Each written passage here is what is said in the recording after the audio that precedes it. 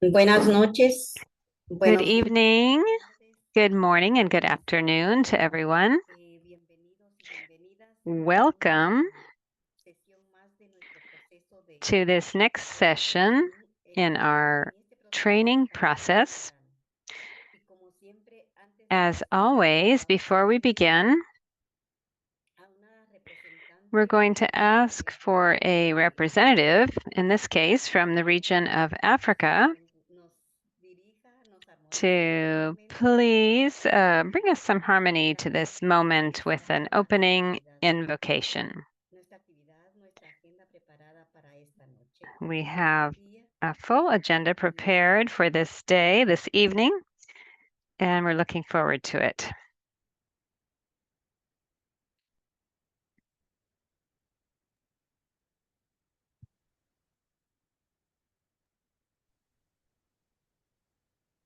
Hello all, good morning, good afternoon, good evening. Before we begin, we're going to pray. Let's all pray. Heavenly Father, our God Almighty and Savior, it's another blessed day that I come unto you with heart full of gratitude for your love, care, and protection. I bring my sisters unto you, keep them safe, and grant them their heart desires. Guide us in everything we're going to do today. In Jesus' name, I pray this short prayer, believing. We all say amen. Thank you. Gracias, Irene. Pues también con Thank you, Irene. And with the energies of this day and this evening, we have now begun the session that we've prepared for this moment. I'm here in Guatemala, and I'm very happy here to have the coordinator of our program with us tonight, Cecilia Ramirez, and we want to welcome her warmly.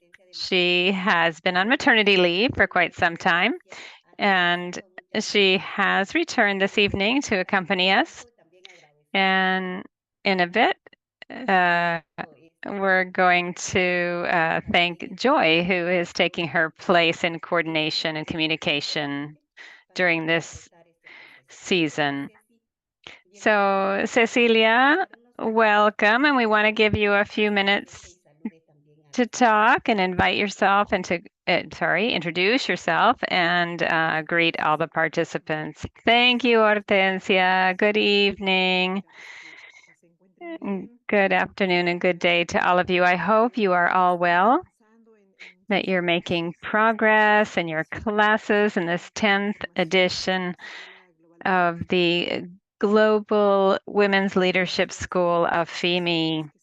Thank you to the advisors who are accompanying this process now in this 10th year. Thanks to the interpreters, Kathy and Carmen,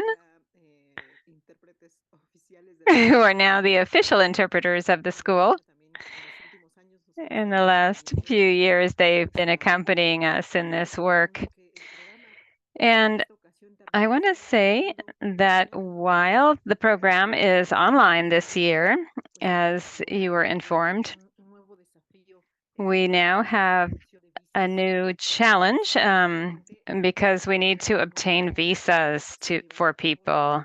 And that's why we're not going to be able to do the in-person phase of the program, as you know.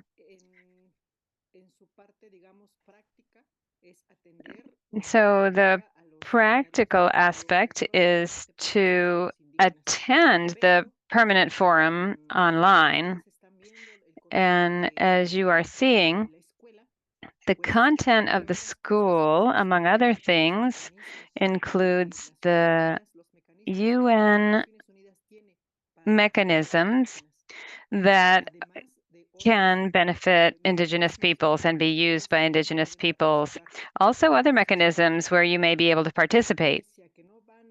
So, in spite of the fact that we're not going to be able to go in person to the permanent forum, we're really hoping that this training space will be useful to you so that in the future, you will be able to participate in other mechanisms of the UN, which are not only for Indigenous peoples, but also there are human rights reviews that take place in your countries, among many other spaces that you're learning about now. What we really hope is that you'll be able to learn about these mechanisms and in the future that you can find out how to gain access to these mechanisms and to take your voice, the voice of your communities, to these spaces. And we really want you to put what you learn into practice. This is now the 10th year of this leadership training school. And in the last few years, we've been doing this virtually, but at some point we are planning to have an in-person meeting of all of the students that have participated in these last 10 years, but also a very particular gathering of the people who participated only online in the recent years. So thank you very much to Joy, who has taken over the leadership of this program and all the challenges that is implied in organizing this leadership school online. And she's always been accompanied by the technical team at FEMI and different advisors, but I want to congratulate her because she's really taken on leadership here, and I'm so grateful for the great job that she's doing. We congratulate her. And that's it. I just really want to urge you to continue to attend and participate and be in constant communication with your advisors. And we're looking forward to seeing your advocacy plans. And if you have to miss a day because of work matter or something else, just be in communication with your advisors. And please, let's see this program all the way through to the end. We'll be looking forward to seeing you in future seminars, and I won't go on now because we have some experts that are waiting to share with us today. Go ahead, Orte. Thank you, Ceci. I say this evening because I'm in Guatemala, but who we have with us this evening, we have some really great people this evening, people who have forged new paths for Indigenous peoples, and I am very honored to introduce to you a special leader who has been mentioned by a number of our previous speakers. We are talking about Francisco Cali. So Brother Khalid Tsai was appointed Special Rapporteur on the Rights of Indigenous Peoples in March of 2020, and he took up this role on May 1st of the same year. He's a Mayan Cachiquel from Guatemala who served for 16 years as a member of the Committee for the Elimination of Racial Discrimination, CERD. He's also the first Indigenous member of a UN treaty body. He was CERD's president from 2014 to 2016, and as chairman of CERD's Early Warning Urgent Action Procedure from 2017 to December of 2019. He represented Indigenous peoples at the United Nations since the early 1980s, addressing human rights violations against Indigenous peoples in Guatemala and around the world. He was also an active participant over many years in the Intersessional Working Group for the UN Declaration on the Rights of Indigenous Peoples, both as a representative of the International Indian Treaty Council and as a delegate with the government of Guatemala. Our brother Francisco has also carried out many other important roles at the national level. He's been a member of the Presidential Commission Against Racism and Racial Discrimination Against Indigenous Peoples in Guatemala. He's also been the president of the National Reparations Program for the victims of the internal conflict in Guatemala. And he's a founder and coordinator of the Indigenous Rights Program of the Human Rights Legal Action Center called CALDH. He served in the Human Rights Head Office of the Guatemala Ministry of Foreign Affairs, and at present was Guatemala's ambassador to Germany.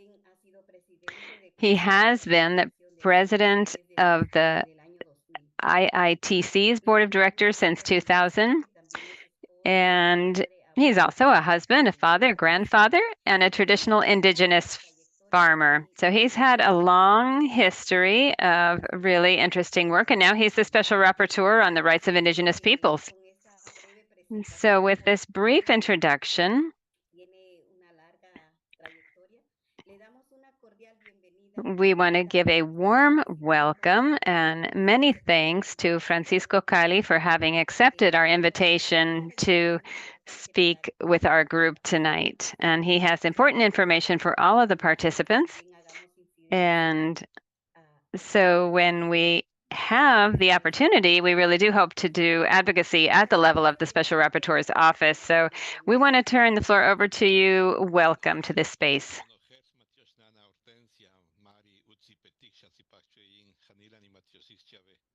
He's speaking in his language.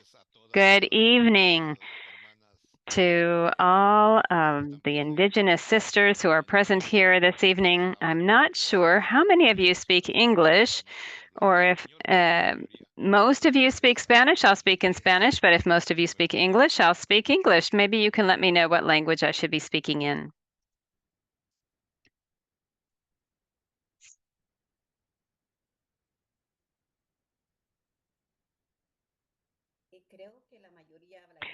I believe the majority speaks English. And those of us from Latin America, of course, are Spanish speakers. Well, I would prefer actually to speak in Spanish. And if the interpreters will do me the favor of interpreting into English, I would be very grateful. If you don't understand something, please let me know, and I'd certainly be happy to repeat something in English. Once again, thank you for the invitation. I don't know how much time I have to speak this evening. If you don't stop me, I may talk all evening because there's so much that one could share. We have about 45 minutes now.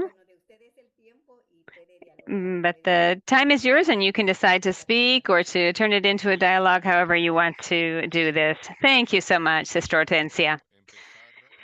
I'm going to begin by recognizing, as Sister Orte said, the support that I've had from my family, especially because this work, as you know, of the Special Rapporteur's Office and the work in the Committee for the Elimination of Racial Discrimination that I was doing before was ad honorem work. In other words, there's no salary from the United Nations for doing this role, and I want to clarify that because there's a lot of rumors that I'm making a lot of money from the United Nations, and I just want to clarify that the UN doesn't give me a penny for the work that I do. I had to find my own work to be able to sustain myself and my family. So, having said that, I want to tell you that the work of the Special Rapporteur on the rights of Indigenous peoples began in 2001. However, in 2000, it really began because the mandate of the office was created at that time.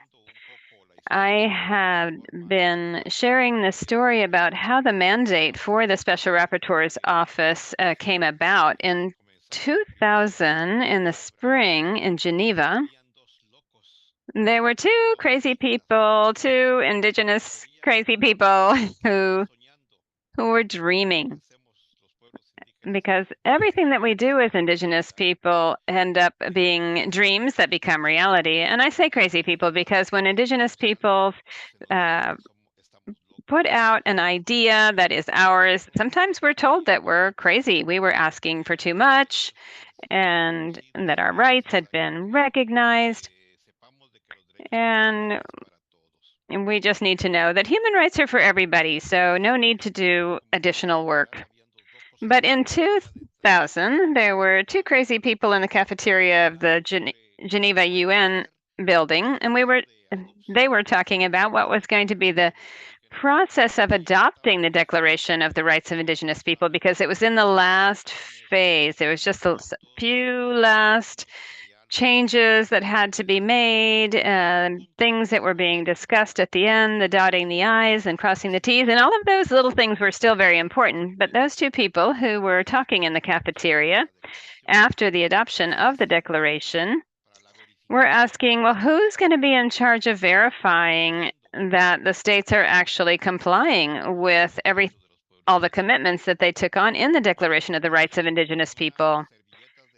And so on the napkins of that cafeteria, they started to write some ideas about what could be done. And about 6:30 in the evening, it was a Wednesday, one of them took the napkin home and on an old typewriter, because at that point the Indigenous movement was very far away from dreaming of having portable computers and laptops. I remember I saw a laptop for the first time in 1988, and it was huge. It weighed, I think, even more than some of the desktop computers. There were only 2 or 3 people at the time that had them, but so this Indigenous brother took the napkin home and on an old typewriter started to write out on a clean piece of paper some of the ideas that had been discussed in the cafeteria. Afterwards, on the next day, there was a document that was, written up and clean, and discussions began on who was going to do the lobbying work that was going to be needed. And one of them said, okay, I will do the lobbying work. And he started working with the Friends of the Indigenous Peoples at the time, who were Sweden, Norway, Denmark, Mexico, Peru, in terms of the member states. And all of the countries said, you're crazy. You are crazy. The declaration is just about to be adopted. And this year, the work of the permanent forum is going to be adopted. And now you want a special rapporteur? You're really crazy.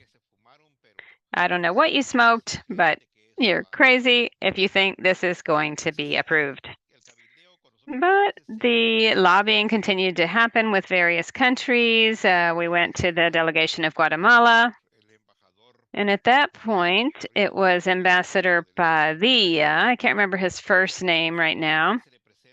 And he was presented with the draft resolution creating the special rapporteur. And he also said, you're crazy. However, that same year in the Human Rights Commission, the president of the former organization called COPREDE, Victor Hugo, also read the proposal. And when he read the draft proposal, he said, this is the best idea, the best proposal that I've seen in a long time. We have to support this as Guatemala. And so the two friends that were there, we said, well, we already presented it to Ambassador Padilla, and he said he didn't want to support it. But this friend said, of course he will. And so to make a long story short, the resolution was presented in 2000, but it wasn't adopted because there wasn't enough support from the various ambassadors. So it wasn't until 2001 that it was presented once again. And at that point, more than 10 countries supported the proposal, and the resolution passed by consensus. And I tell you this because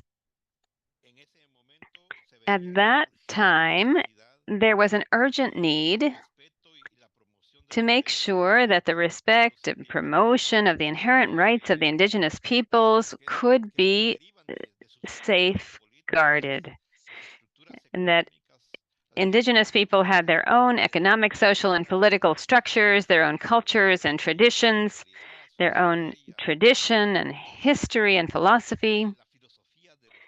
And the philosophy of indigenous peoples was important to protect, but also the rights to territory and natural resources.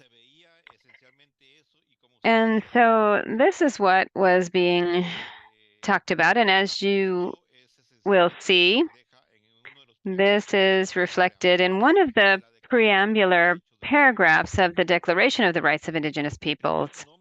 The first name of the Special Rapporteur's office was the Special Rapporteurs of the Human Rights and the Fundamental Freedoms of Indigenous Peoples, but that was later changed.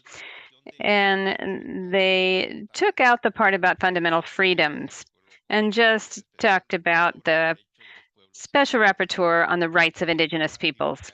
And they took that part of fundamental freedoms out. So this was approved in the year 2001. And in that resolution, it was said that the Special Rapporteur's office had to see how to overcome existing obstacles for the full protection of the rights and the fundamental freedoms of Indigenous peoples. And once again, in the first paragraph of the mandate, it talks about fundamental freedoms, again, of Indigenous peoples. Now, part of the mandate was to request, receive, and exchange information and communication with all of the relevant sources, whether they be member states or indigenous peoples, about alleged violations of human rights. As you know, the UN never guarantees something, but they presume that something might be happening and that investigations must take place to prove whether what is alleged is actually happening or not. Unfortunately, I remember once when I was still doing the work of reporting and denouncing violations of human rights in Guatemala, I dared to ask the Human Rights Commission, like, how many dead people did they need for the UN to really recognize that there was a human rights violation? It wasn't actually a presumed or alleged violation, because that was the language they always use. So in that second paragraph, you'll realize that they're still using the language, the alleged violations of the indigenous peoples. Part of the mandate was and still is to make recommendations and proposals to prevent and to remedy human rights violations and fundamental freedoms of indigenous peoples. That's reiterated once again in terms of the fundamental freedom phrase, and that is because there's not a dialogue between indigenous peoples and the member states. And that is because there's historic lack of trust between the indigenous peoples and the states, or that the indigenous peoples distrust the state. And if I may share what some of the indigenous people in Canada just told me in my official visit there, they said, how do you want us to trust the state when they always promise things and they say, let's sign treaties, but then afterwards they don't follow through on what they have committed to? So, of course, we distrust the state. But it's not because of a whim. It's because of what's happened historically with the states. Also, part of the mandate in 2001 was to work in close coordination with other relevant organizations of the UN and other regional organizations. And so there was a coordination meeting once a year set with a permanent forum and with an experts mechanism on Indigenous peoples from the Human Rights Council. In terms of regional meetings, there's a really good coordination with the special rapporteur on the OAS Special Rapporteur on the Rights of Indigenous People. That's the Organization of American States. And there's also a good coordination with the Special Rapporteur on Indigenous Peoples in Africa. And we are looking for other such coordinations in other parts of the world. The original mandate was revised in 2004 and then once again in 2007 and in 2019, and the last revision happened in 2022. The main points of the mandates are still there to examine what's happening, overcome existing obstacles for the full and effective protection of the rights of Indigenous peoples. So gather, request, receive, and exchange information and communication from all of the relevant sources, including sources from the government, from Indigenous peoples, their communities and organizations on alleged violations of the rights of Indigenous peoples. You may realize that now we're talking about communities and organizations, but once again, they say alleged or presumed violation of human rights. There's also a discussion of recommendations and proposals that might be appropriate to remedy the violations of the rights of Indigenous peoples. Also, there is talk of cooperating with the two mechanisms that I mentioned earlier to increase the commitment and to participate in the annual meetings of the Permanent Forum on Indigenous Issues and the expert mechanism, and to have a cooperation dialogue with all of the various pertinent actors and stakeholders, governors and treaty bodies and specialized organizations of the United Nations. In addition to that, another important work has been to promote the Declaration on the Rights of Indigenous People and international instruments that are relevant for promoting the rights of Indigenous peoples when relevant. And what this means that all of the human rights instruments and the International Convention on the Elimination of All Forms of Racial Discrimination are instruments that can protect the rights of Indigenous peoples. We also have the International Convention on the Elimination of All Forms of Discrimination against Women. We also have the International Convention on the Rights of the Child,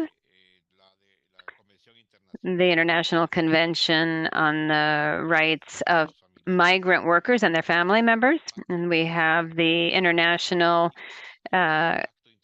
Convention on Civil and Political Rights, the one on social, economic, and cultural rights. So the 9 existing committees right now can all be used by Indigenous peoples. What we have to do is to learn how to use these treaty bodies, because all of the treaty bodies are human rights bodies, and each one of them at this point, we are getting closer and closer to converging with the rights of Indigenous peoples. And one of the committees that did an interpretation of the articles of the convention was the Committee on the Elimination of All Forms of Discrimination Against Women in their recommendation number 39. And so the Convention of the Rights of the Child has a specific article also that talks about Indigenous children. So all of these instruments, if we know how to use them, will help. Once we learn how to use them, we need to do so. So I say it's much better to participate in the treaty body mechanisms than to go to the permanent forum or the expert mechanisms. Why? Because the expert mechanisms and the permanent forum are advisory bodies for the UN bodies. And what indigenous peoples have been doing is to report the violations of human rights. It's true, we can do this, but we need to have with us a proposal in terms of what recommendations the permanent forum has to make to the specialized agencies from the UN. And then from those suggestions and that advice that the permanent forum provides, then they make their annual work plans. Same thing with the expert mechanisms. They need to advise the Council on Human Rights in terms of how to plan their work in terms of the rights of indigenous peoples. So I reiterate that we need to learn to use the conventional mechanisms, and that is the committees on human rights, so that when our governments are reviewed, we have a proposal specific in terms of what the committees needs to ask, what they need to recommend, what they need to review from the documents that will be turned in. Back to the mandate.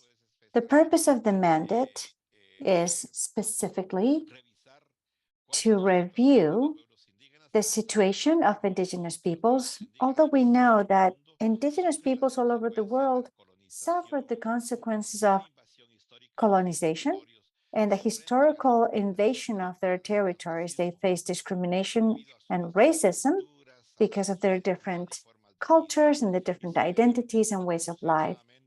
And they are disproportionately affected by poverty and marginalization. And if we talk about indigenous women, this is something that indigenous women suffer the most in terms of marginalization and mistreatment that comes from colonization of our peoples. The mandate was created to promote good practices, including new laws and government programs and agreements between the indigenous peoples and states to apply the international standards related to the rights of indigenous peoples.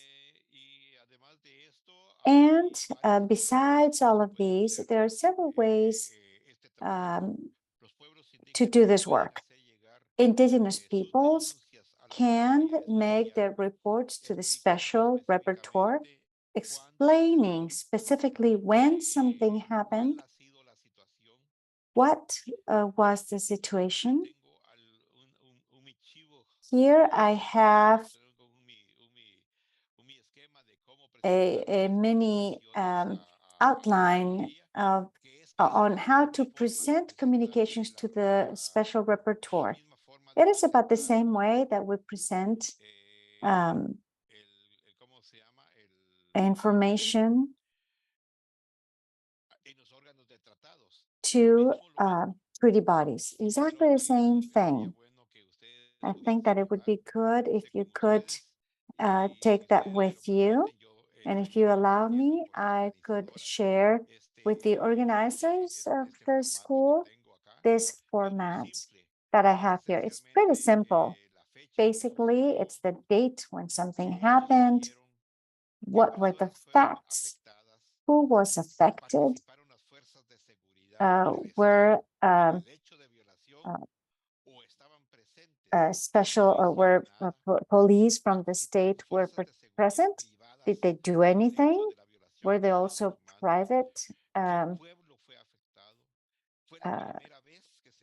forces present as well? Oh, were security forces, be it state or private security forces, were they present? Did they do anything? If this happened more than once, if it's a pattern that they've been following, then it's something that needs to be reported as well. Also, what we request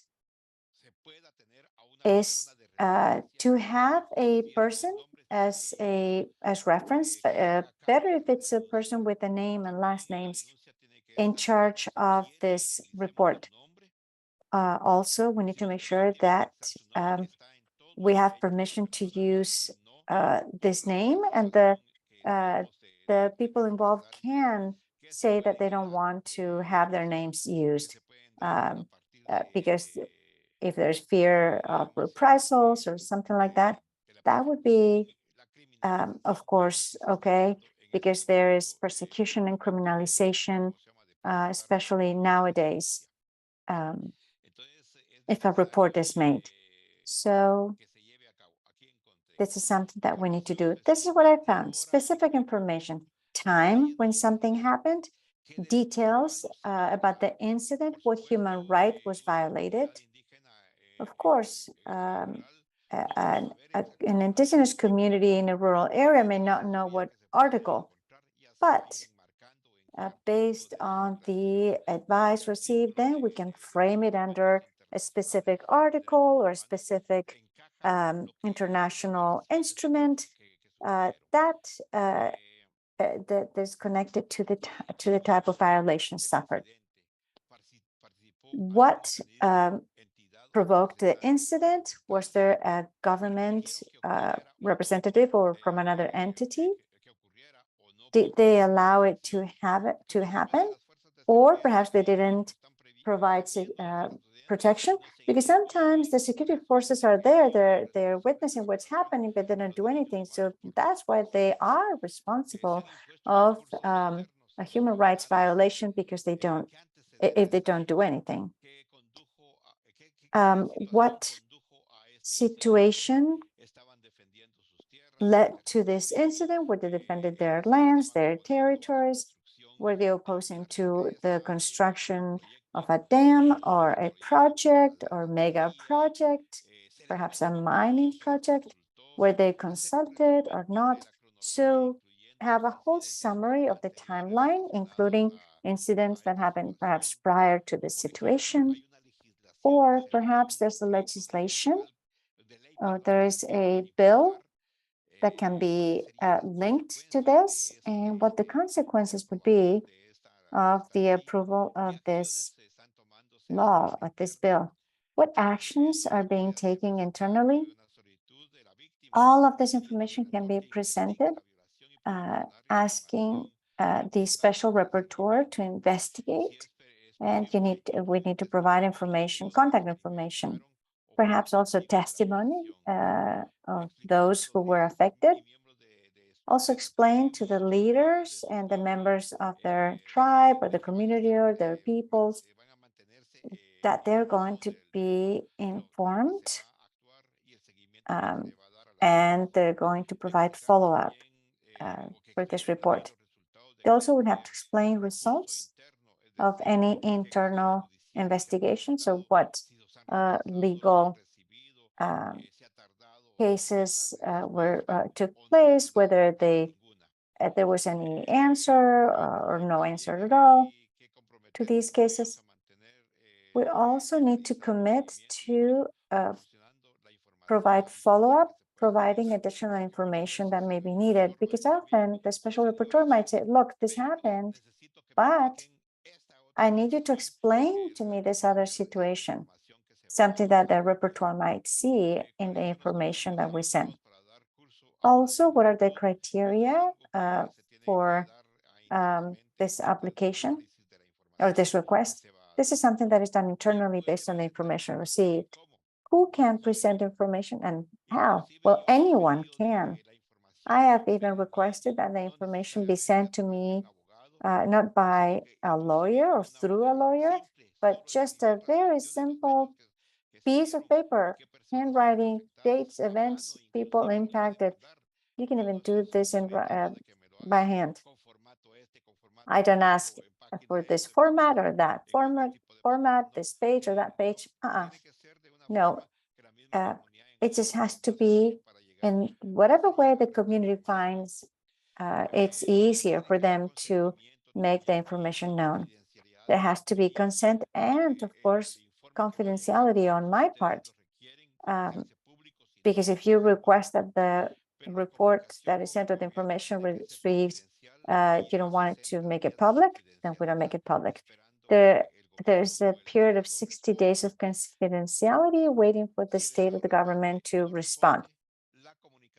Whether the state responds or not, the information is made public at 60 days.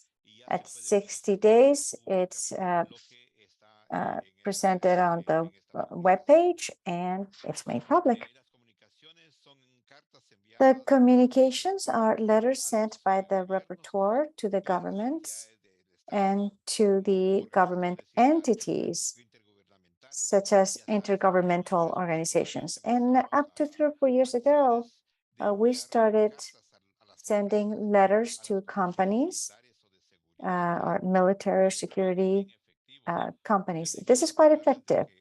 Let me tell you that the states never respond, but private companies do respond.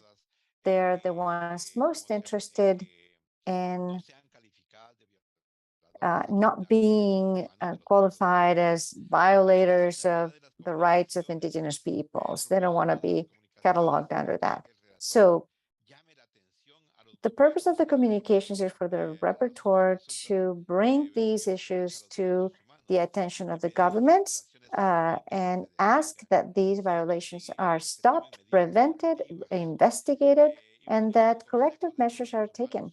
Also to inform the Council on Human Rights on the communications that have been sent, the response that we may receive, and to create awareness among the public that these rights of indigenous people are being violated, and also to add to advance to contribute to the advancement of legal processes. So it has the purpose of be aware of the violations that take place. Also, any alleged violations, if there's a decree, a policy, or a bill, and or a practice, if it does not coincide with the rights of indigenous peoples' international standards, that needs to be brought to the attention of the rapporteur. I don't know if you have any questions up until now, otherwise I can continue talking. Thank you. We invite all participants to take this opportunity to make questions or comments. This is time to share. You can raise your hand.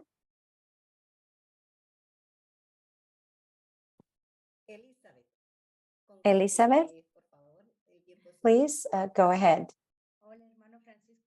Hello, Brother Francisco. Good evening here from Mexico, and good evening to all my sisters. Very interesting, your presentation. I've been paying a lot of attention. I could listen to you all day, or all night, rather. Very interesting information. I would like to talk about some processes at the personal level. You've given us a very good presentation, very personal rather than conceptual.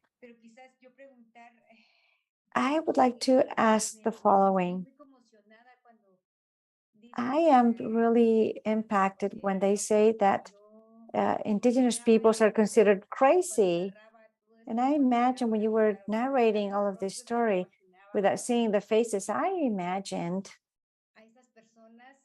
those brothers without seeing or knowing their faces. Well, I can see them excited, and that's how indigenous peoples get really excited when we dream that we can try to create different futures, being able to report all of that, and thinking that we can open doors for those who come behind, and to achieve justice, historical justice. So I'd like to ask, what does it mean to be a special rapporteur? And what does that space mean? So for those of us who are working not just to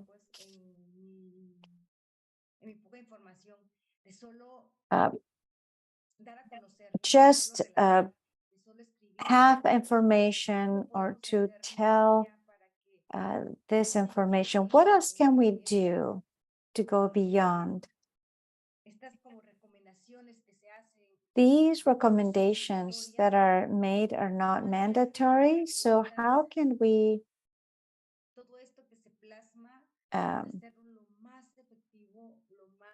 use all of this information in the most effective way so that it doesn't end up in just a recommendation, but rather to be able to see this in an effective, practical way? What do we need?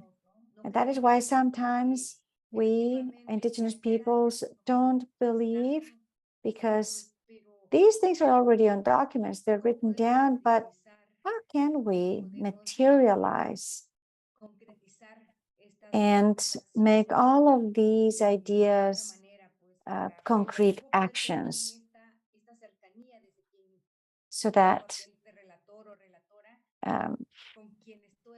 we can do more? And from having the opportunity to have someone here who was a special rapporteur and was closer to all of this action. So how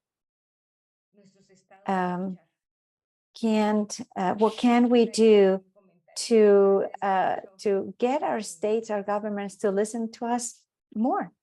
Well, it was a question and a lot of comments as well, but thank you. Sister Elizabeth, you remind me all that you have said. You remind me of what Eduardo Galeano once said when he was asked what was for him utopia. What was that for him? It was to believe that they can continue walking. For me, utopia is the hill ahead of me, the mountain ahead of me. And when I finally get there, I realized that I arrived at what I thought that utopia was. But then I realized there's another hill ahead of that one and another hill ahead of that one. And each one means utopia for me. And that utopia helps me continue walking.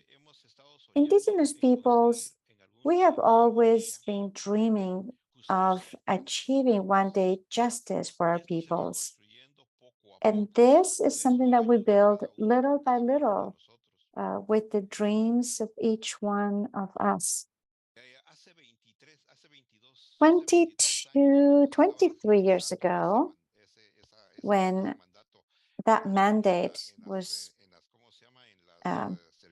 carried out, or was being written down rather, on restaurant napkins, allow me to say, and not to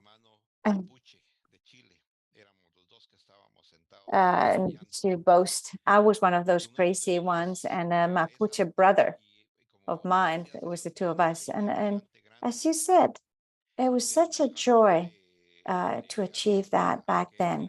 Argentina's ambassador, who was the president of the Commission on Human Rights in the year 2000, called me and said, "Look, Francisco," he said, "let's adopt the resolution that you, or rather, we adopted the resolution that you presented, but I need you now to tell me that you accept that you be the first special rapporteur of the rights of Indigenous peoples." And I said, Leandro Después was his name. He died a couple of years ago. And I said, Leandro, I really thank you for the trust that you have in me, but I'm too young. I don't have enough experience to be a special rapporteur. I can keep dreaming. And I remember I told him, I can keep on dreaming about the day that Indigenous peoples can get there, but right now I cannot be the one. And I recommend to you that the first special rapporteur on the rights of the rights of Indigenous peoples be Augusto Celian Diaz. You must have heard the name of Augusto Williamson Diaz. I recommend that you look it up in Saint Google, as I call it. Augusto Williamson Diaz. He was a Guatemalan lawyer. All his life, he fought for the rights of Indigenous peoples, and he was the one actually who wrote the famous report that everybody knows as the Martinez-Cobo report from the Subcommission on the Prevention and Protection, rather, of minorities. And remember, he told me, "Are you crazy? He's too old. He's going to die on the first trip he makes." Of course, he didn't die. In fact, he died only about 5-6 years ago. He would have been a wonderful rapporteur. I'm not saying that Rodolfo has not done a great job. He's left a terrific legacy, and he interpreted the Declaration on the rights of Indigenous peoples as mandatory in terms of compliance. So let's not just follow lawyers' analyses. I don't know how many of you are lawyers here, but the ones who say all these declarations are not binding, I'm sorry. The Declaration on the rights of Indigenous peoples is binding on international law. That was not invented. They're not new rights. There were rights that had been established prior to that. And all that was done was to adapt them to the rights of Indigenous peoples, the rights that existed before. So they are inherent rights to Indigenous peoples, and they are to be immediately complied with. And that is why the Declaration on the Rights of Indigenous Peoples is binding. So how can one become a special rapporteur? Several ways. One would be to prepare yourself to know what the international human rights are with all of the international instruments, but also to know suffering of Indigenous peoples. And there's besides that, we have the issue that we shouldn't believe that to be a special rapporteur is going to make us millions or pay us a lot of money. That is not so. In fact, the first year I had to sacrifice my family because there was no income. Let's remember that I took the position of a special rapporteur in the middle of the pandemic in 2019. There was no contract, there was nothing. And I had a contract to work at the University of Arizona, and I had to migrate to the United States to be able to work in academia at the University of Arizona to be able to maintain my family and to do my work as a special rapporteur. So we need to know, again, the realities of Indigenous peoples. Elizabeth, I don't know what part of Mexico you're from. Oh, I'm from Oaxaca. Oh, I have just been in Oaxaca. I have beautiful memories of Oaxaca, and it's actually what I was going to put as an example. Women are a tremendous example of what Indigenous peoples are able to do. The famous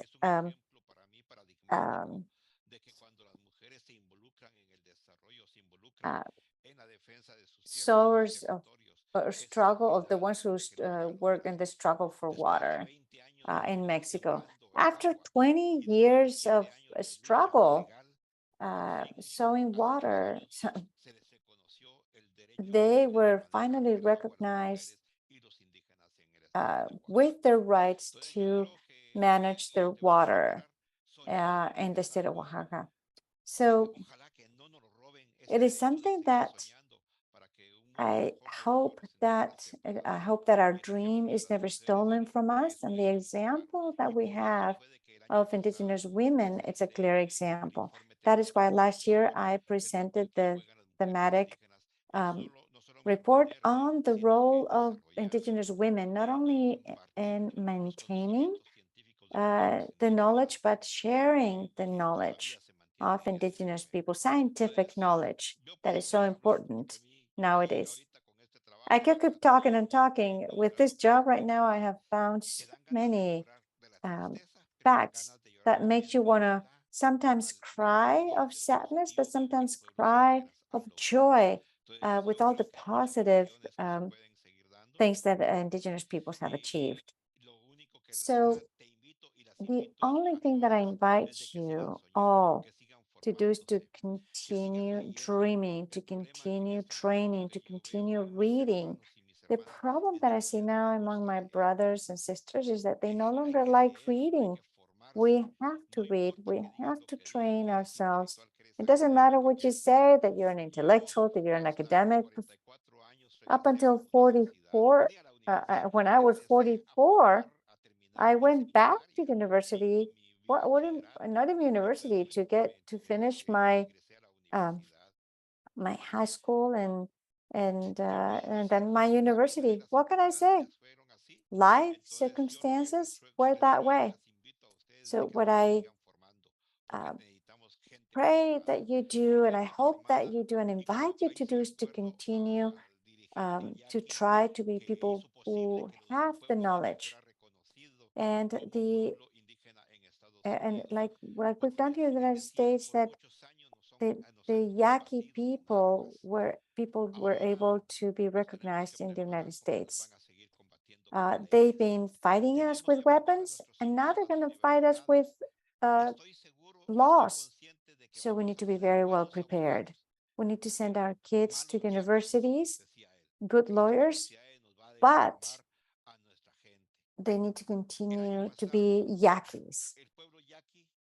Last year, the Yaqui people started their university with the University of Arizona, and they say, now we have the opportunity to form good lawyers, but also good Yaquis, because we have the university in our hands. So I invite you to continue knowing Indigenous peoples really well and knowing as much as possible. Thank you so much for all the information you've shared with us. It allows us to know part of the story and how you were one of the protagonists of that story that we all need to know as Indigenous women, as Indigenous peoples. Thank you so much for sharing that desire, that yes, that will to continue sharing these, continue sharing this knowledge and making all of those violations to our rights visible. As Indigenous women, we are very grateful for being available, and I hope that on some other occasion we can continue exchanging ideas and knowledge, and why not the path that you have been able to follow, to live with that life mission, a path that I'm sure has been influenced by our grandfathers and grandmothers. So from FIMI, we thank you for the time, the space that you've given us, and we wish you all the best in your work as special repertoire. But beyond being a special repertoire for Indigenous peoples, you're a Cacique brother. So we meet here today, but we're very, very grateful for having this opportunity to exchange this conversation, to have this conversation with you. Time flies, and we've had the pleasure to listen to you. So thank you so much, and thank you for being here with us. Thank you. I thank you very much for the invitation.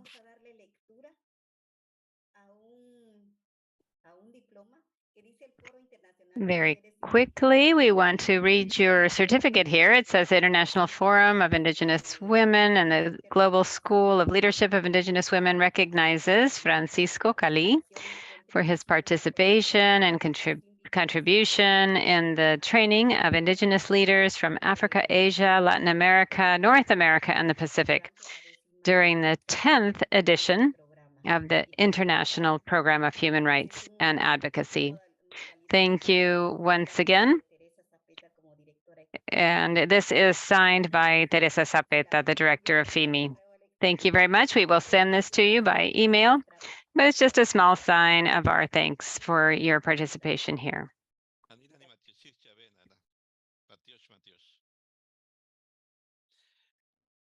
And I'm seeing also many messages in English. So thank you very much to all of you, sister. And you know that I am in your hands whenever you wanted to invite me. Please do it.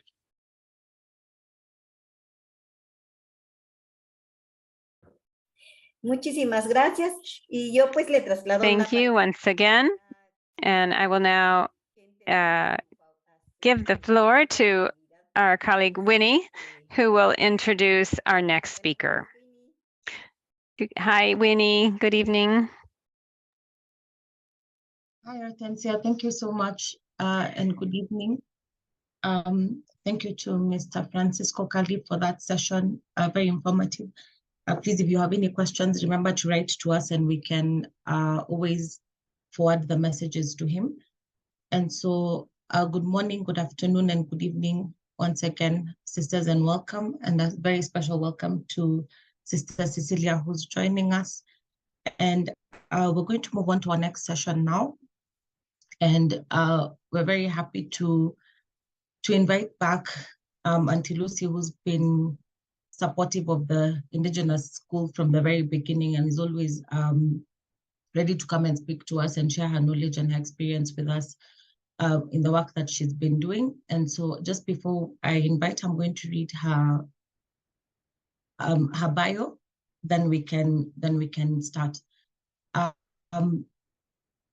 So Auntie Lucy is a woman from Kenya.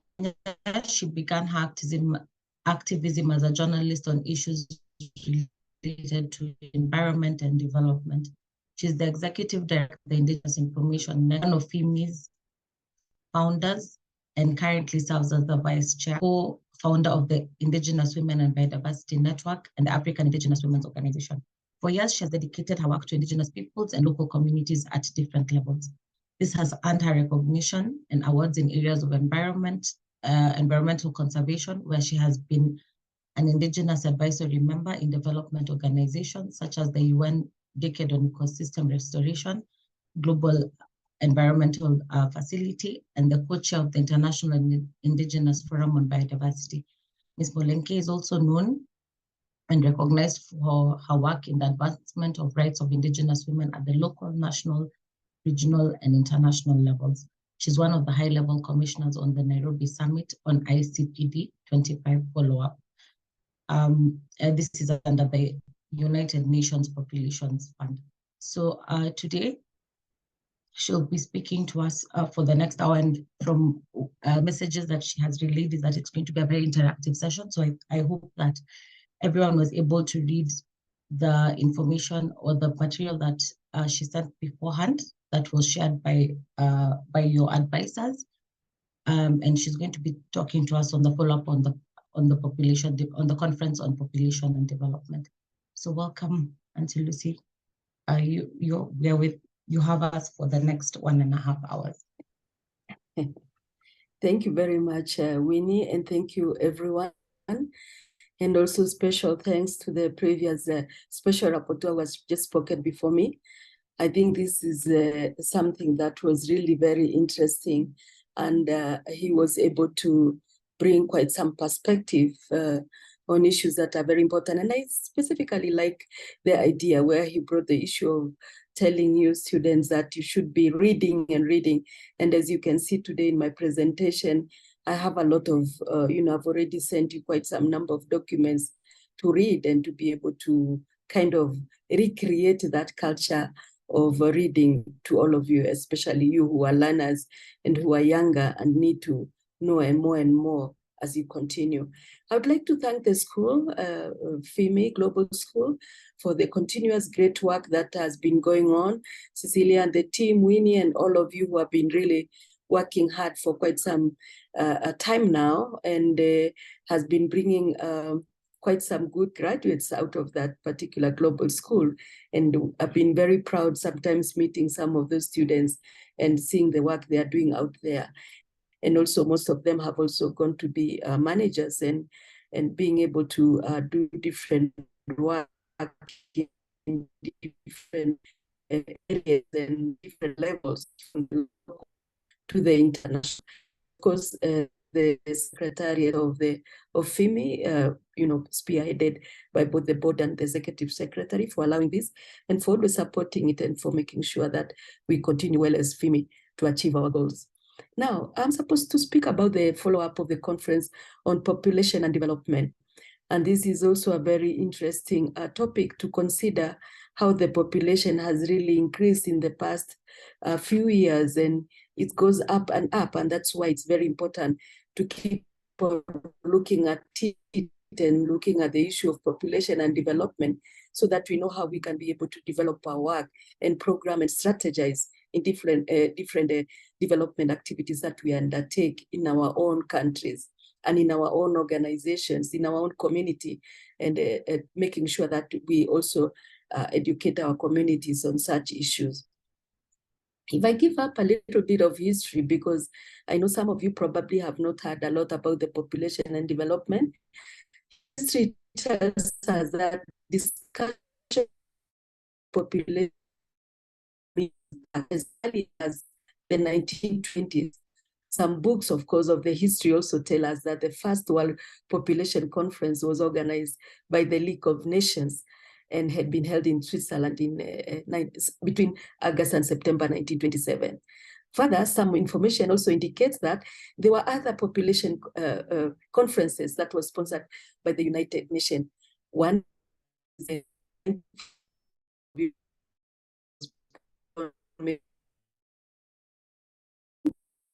it 65 before in Bucharest, and a fourth one was held also in 1984 in Mexico City. And when we talk about the Commission on the Population and Development, it is important to also know that it is one of the 10 functional commission of the United Nations Economic and Social Council, which is shortly known as ECOSOC, and it was put in place in 1946. The commission's name was Population Commission at that time. And in 1994, when the conference was held in Egypt, Africa, it was changed to Commission on Population and Development. So that gives you the perspective of the history, which is important to know. And the goal of the Commission on Population and Development is the follow-up to the implementation of the Program of Action of the International Conference on Population and Development. The Commission could later on be set.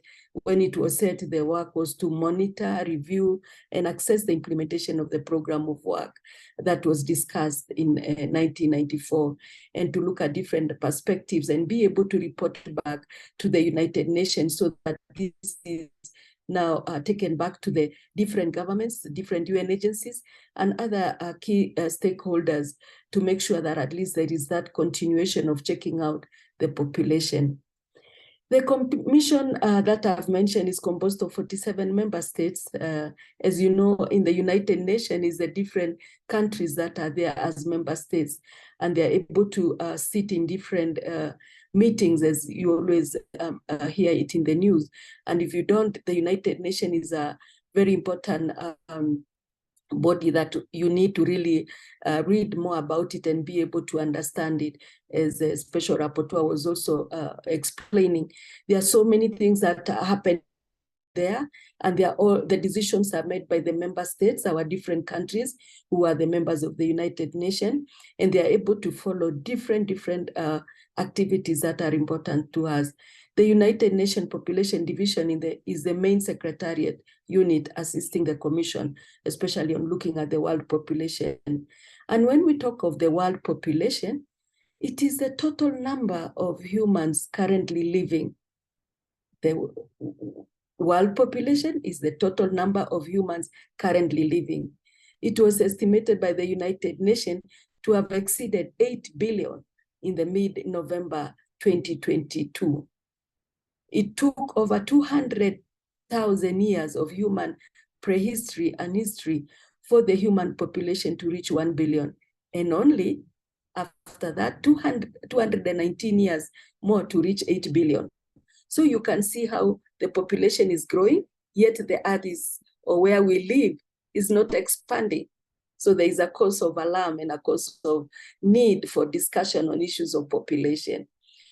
On the same discussion, the United Nations coordinated the International Conference on Development, ICPD, that we are going to talk to you about today in Cairo, Egypt, in September 1994. You know, after seeing all the growth of the population, it was very important to try and see how do we look at some of the key issues, especially when it comes to population and development. It's a resulting program of action is the steering document of the United Nations Population Fund, UNFPA, which I'm sure some of you probably must have already looked at it. Over 20,000 delegates from that time attended that 1994 conference. And this included government agencies, government departments, UN agencies, NGOs, and the media gathered to discuss of a variety of population issues, like infant mortality, birth, and of women. The education of women is very, very important because this is where they're the ones who bring life to earth.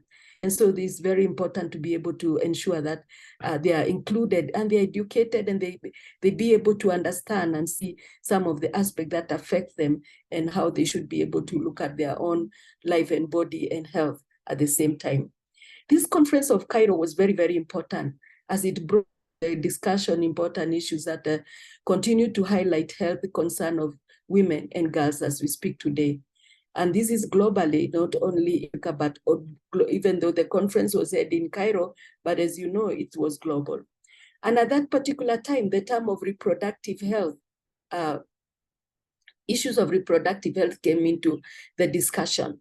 And all member states of the 179 government committed to the program of action, that is the, which is very important to advance sexual and reproductive health, reproductive rights, women's empowerment, and gender equality, putting the need and aspiration of individual human beings at the center of sustainable development.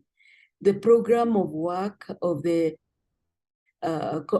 population and development or reaffirmed couples and individuals have the right to freely and responsibly the number and spacing of their children, and to have the information education means to do so. And that is why you see education was very, very important, especially for women.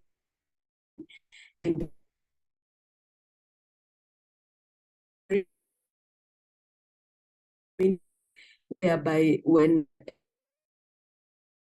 them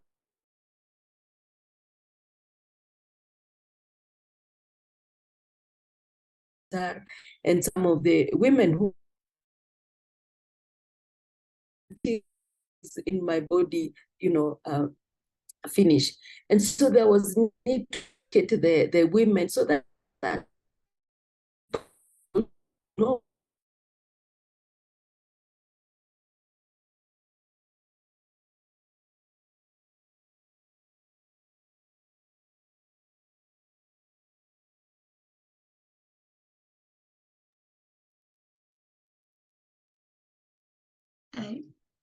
I think we may have lost her. So it's raining here, so maybe that could be another reason for the network disturbance, but let's give her a few minutes to join again. Please remember, if you have questions or you have comments on anything that she says, please write them on the chat so that we're able to respond, or she's able to respond to it as we continue with the session. And just as a reminder, as we continue to wait for her to rejoin, is that I hope everyone is working on their regional statements, because we need to have completed those very soon. And so please work on your regional statements, because our female sisters will be joining us soon to come and look at the global statement. So you need to complete your regional statement so that the global statement is developed before that time. So on the 22nd, you must have completed the regional statement so that the global statement is completed before the 26th. So please work on your regional statements. Reach out to your advisors if you need any help with the statement on the Google Docs that were already created for you.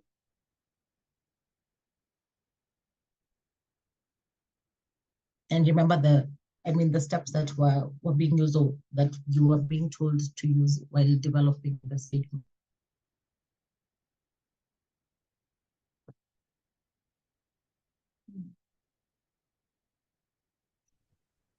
Okay, here I am, Winnie. All right, welcome back. It just went off because internet can decide to let you down anytime. So I was, let me just continue from where I was. And as I indicated, the question of educating women so that they can be able to really be able to decide, and also to be keen on their health, which is very crucial in terms of looking at childbirth and also looking at their health. And the United Nations and the member states did not stop in terms of looking at the issues of population. There continued to be discussion, and during that time of the 1994 is where the UNFP was formed and continued to follow up issues of population.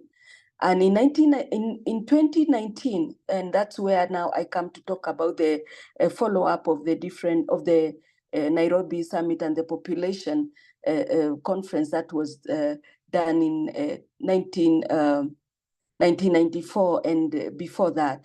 In November 2019, the international community gathered in Nairobi, Kenya for the Nairobi Summit, known as ICPD 25. To mark the 25th anniversary of the program of work of the population and development. And there in Nairobi, we had over 8,300 people representing governments, CSOs, that is the civil society, private sector, academia, and youth groups, indigenous people, people with disability, and faith leaders discuss different discussions, especially following up on the program of work of the population and development from the international conference outcome. And to complete the unfinished business of the ICPD, the International Conference on Population and Development, within the context of the Agenda 2030 for Sustainable Development. The summit was the culmination of a series of events held throughout 2019 that look at issues of political and financial momentum to address outstanding and newly emerging challenges related to the population and development program of work. And the summit concluded with a Nairobi statement of the ICPD 25 that comprised of 12 global Nairobi commitments. And I'm sure you have looked at them in one of the reports that I sent you, so that you look at it and be able to read further of all these outcomes, and I don't have to read them here. And it also continued to bring other issues, and was able to bring up 1,250 commitments, which were made voluntarily by stakeholders from different discussions that were made. And we are happy to say that Indigenous people also were very active there. We had a side event, we had different discussion, and we have quite a number of people trying to understand the issues of Indigenous people and the challenges that we normally encounter, especially on looking at issues of population and development. And why I bring this is because as Indigenous people, we are always unique in terms of looking and being conscious of some of the issues that are discussed by different governments, by different United Nations projects, because we are, this doesn't reach us very quickly. Some of the issues reach us very late. And that's why even in the global school, you keep on having the same issues repeated every now and then, because you need to understand and you need to really keep them going. And if you are interested in population issues, you can be able to follow up. If you are interested in human rights issues and see all the processes that you have been learning and you are yet to be presented on environment, on climate change, on what, we have to continue really making sure that we understand them and we read and keep them in our memory so that we can be able to use them in our development work. And so during that conference in Nairobi in 2019, a commission was formed, and that commission is where I sit as one of the commissioners. And it was very important to have this commission because the commission was set to be fully independent, to be able to look at all those commitments that were already put up in Nairobi and to be able to follow up some of the key issues that were very important to follow up. Otherwise, it would be just another report made there, and then we wait for another year to have another conference. And the vision and mission of the Nairobi Summit, ICPD 25, convened a commission, was to really look at those different issues that had been already discussed for many years but had never been implemented. And the mission of the high-level commission, but because this is what it was called, so that it can be able to gain a lot of attention and also a focus on its work, was to support the acceleration, as I've indicated, of the implementation of the program of work by providing global guidance and advocacy for advancing the 12 global Nairobi commitments, which were highlighted, the three zeros that were, the 3 zeros that we normally discuss on different issues when it comes to population. And you'll read them in the report and be able to really focus on them, where we have preventable of maternal mortality and zero sexual and gender-based violence, including harmful practices, along with the issues related to the financing of the ICPD, the International Conference on Population Agenda, and secure their positioning in the 2020 Agenda and Decade of Action.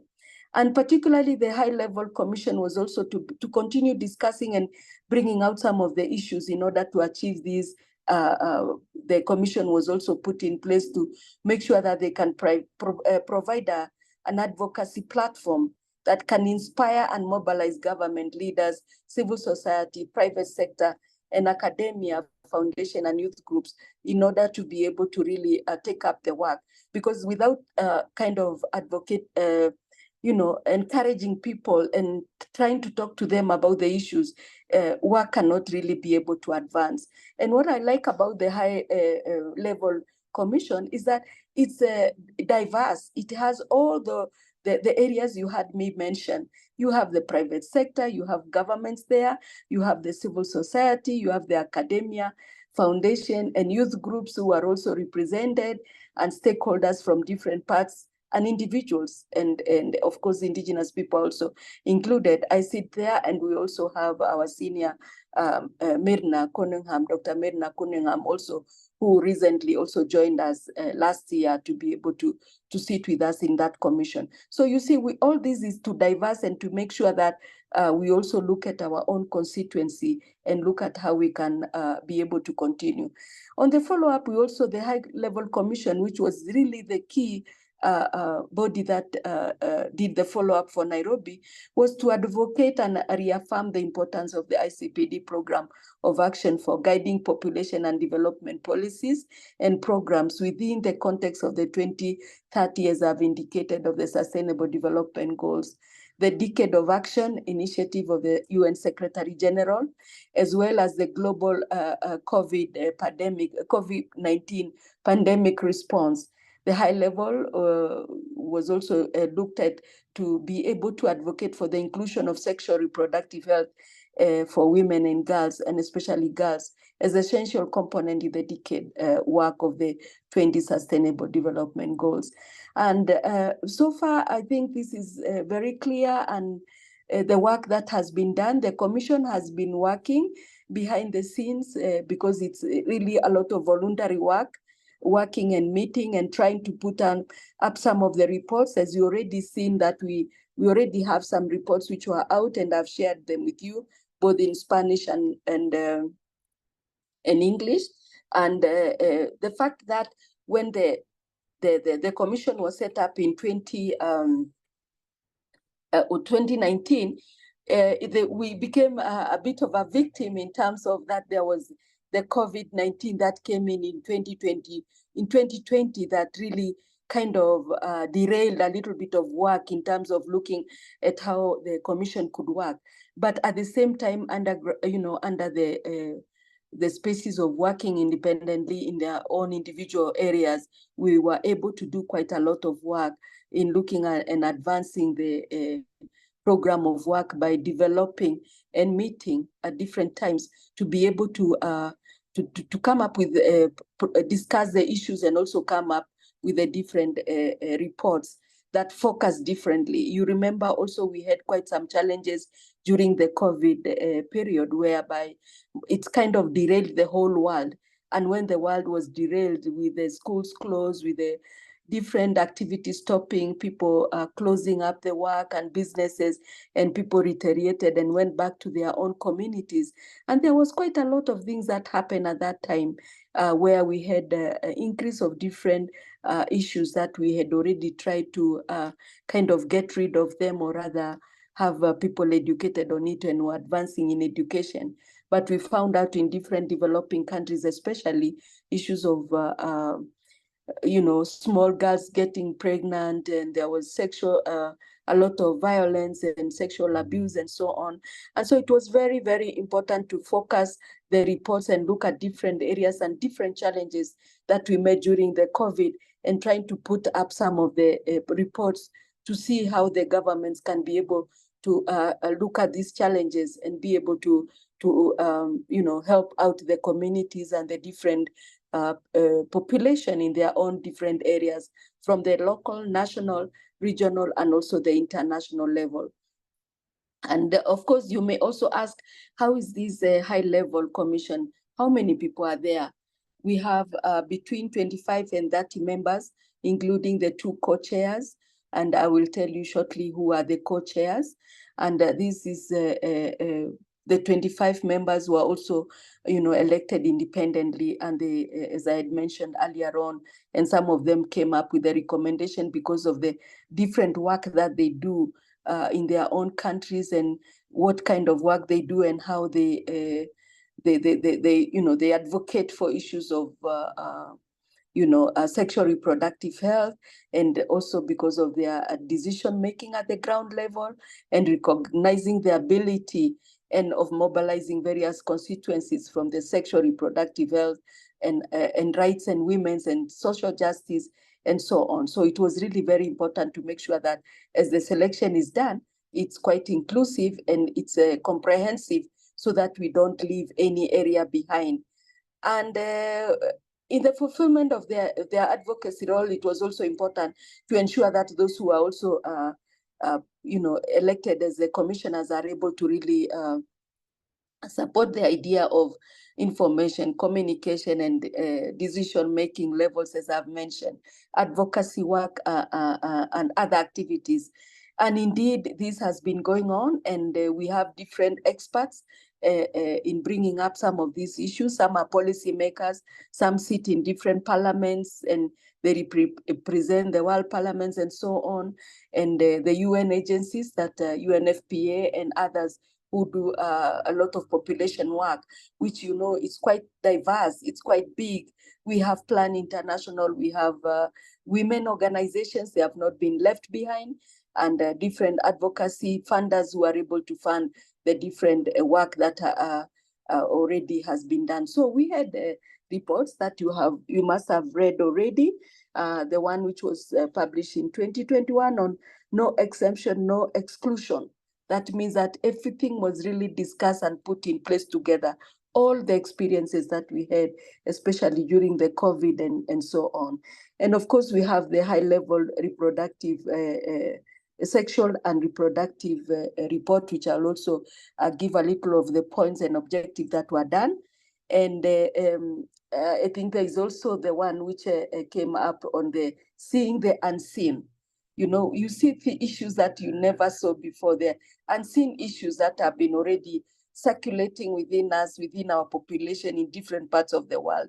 And it's important for you to read those particular reports because they will help you in this discussion and in understanding.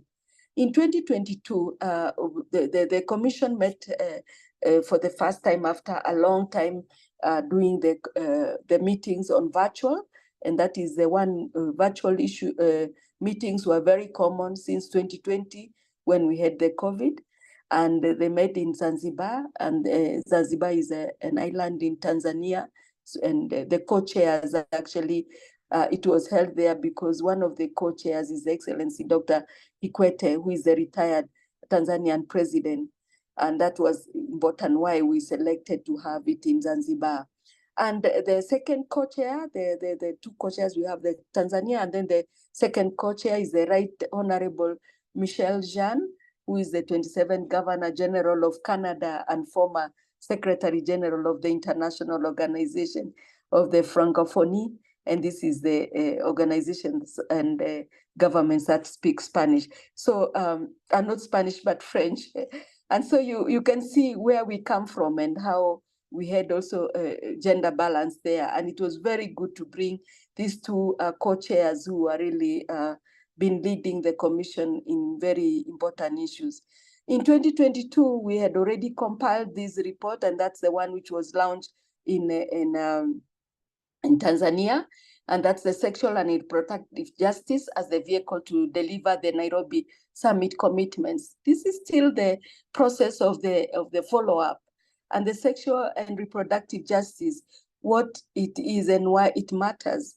Now I'll read a few points that are very important for this particular one, because every time that we meet and every year you have emerging issues and you have issues that you need really to look at and go back to the Nairobi commitments and see what are the key issues that we need to be able to push forward. One of the other is the sexual reproductive justice is a universal concept, of course. It includes the rights to have or not to have children, the right to to parent one child is safe and sustainable environment, and the right to sexual autonomy and gender freedom. It also helps in achieving sexual and reproductive justice, will determine the realization of the Nairobi Summit, as I had said, and the Sustainable Development Goals.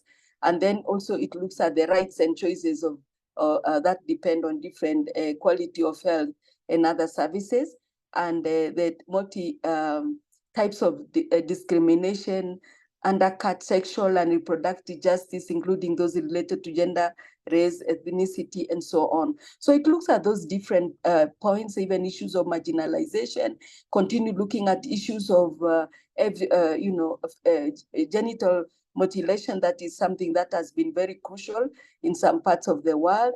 It continues looking at different things, and that's why the Commission came up also to try and put up this report and call for countries to achieve sexual reproductive justice by tackling economic, social, legal barriers and obstacles posed by multiple forms of discrimination, which is also something that is important for us to be very keen on. So these are some of the key issues that were already brought up in the last report for the one for 2022. But where the Commission also said that, looked and discussed and said that maybe instead of having more and more bigger reports, it's also important that we look and see how we can push the governments to look at those reports and start implementing them and put the pieces and information and points that have been brought up together, so that we can see how we can achieve the reports, the recommendations of the follow-up of Nairobi, and also look at the reports that we had already put in, the ones I mentioned, and the ones that you have the copies, and come up with probably a smaller report with a focus on issues of technology, because technology has become quite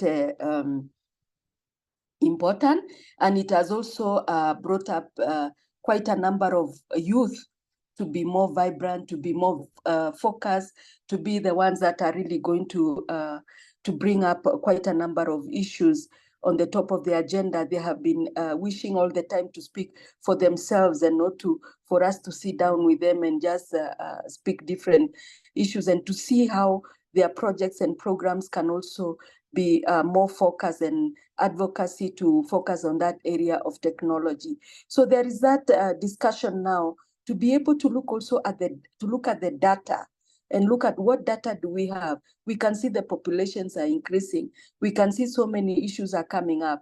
How do we look at it, and how do we try to look at that data and technology for people to be able to understand, and for governments and also the populations down in the different countries and the different populations to understand how they can tackle issues of population by being themselves, to be able to know and look at the data. How is it increasing, and how do we manage this, and how do we come up with activities that we can also be able to occupy different youth to engage in issues of population and understand as early as possible, so that as they grow up and they start getting their own families, they are also well informed and they know the history of population and how it's increasing, and those global commitments, how do we monitor them, and how do we really look and make sure that we help our countries in terms of looking at different issues when we are discussing and doing development work. So if you look at what we are discussing now on population, it's related. All the development work is related, it's focused, you cannot leave any issue behind. You'll always make sure that you include one. When you are planning, even for advocacy, even for climate change, even for health issues or food sovereignty or agriculture, livestock or anything, you also have to look at how you can link to the population, you can link at the health of the people, and you can be able to make sure that you include it and you have a focus in your mind. And this is the same thing that we want our communities, our indigenous peoples to understand it, and to be able to really come up and be champions in terms of looking at the control of population. Not really, you are not telling people to stop giving birth. No, I'm not saying that. I'm saying that we are looking at the way we can manage. As you see, the different reports tell you, it's you yourself who have gone to school. If you're married or if you're not married and you get married, and you are able to really look at what can you be, how many children can you have? Or do you want to even have children? Do you want to have look after the children? Do we want to have our communities just giving birth to many children, and then at the end of the day, then it becomes also a burden for that community? This is why we are also including the religious, religious and faith organizations to be able to be there, because issues of population have been really controversial. And there have been a lot of discussion, especially if you look at issues of abortion and other things. They have been very, very controversial. And that's why we have to be informed. We have to read and we have to understand. And we have to look at the commitments that our governments gave in Nairobi, for example, where we are now looking at the follow-up, and look at the history of how they have been implementing those commitments. If they are not well done, then you as ambassadors can be able to check out and get to your governments, to the ministry, and check out who is in charge of population, which ministry, because sometimes there could be confusion, and it's normally actually confusing for us all when we have different ministries handling different things, and we don't even understand how those have been handled and so on. So these are some of the issues that I wanted to bring up, and maybe it's good if I could now open a little bit for questions, because I'm sure I've talked too much. And just like the special rapporteur has said, as from the old books, we can talk until the cows come back home. So I think it's good I stop there a little bit so that you can ask questions. Winnie. Thank you. So sisters, this is the time you can ask questions or give comments based on what you've had or what you read before. Anyone with a question or a comment?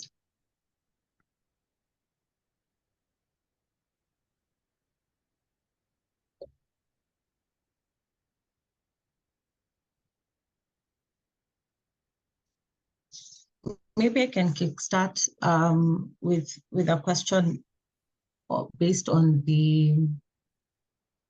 Okay, before I do that, maybe I can see Elizabeth's hand up. Elizabeth, please go ahead. Gracias, Winnie. Thank you, Winnie. Okay, I just wanted to make a comment.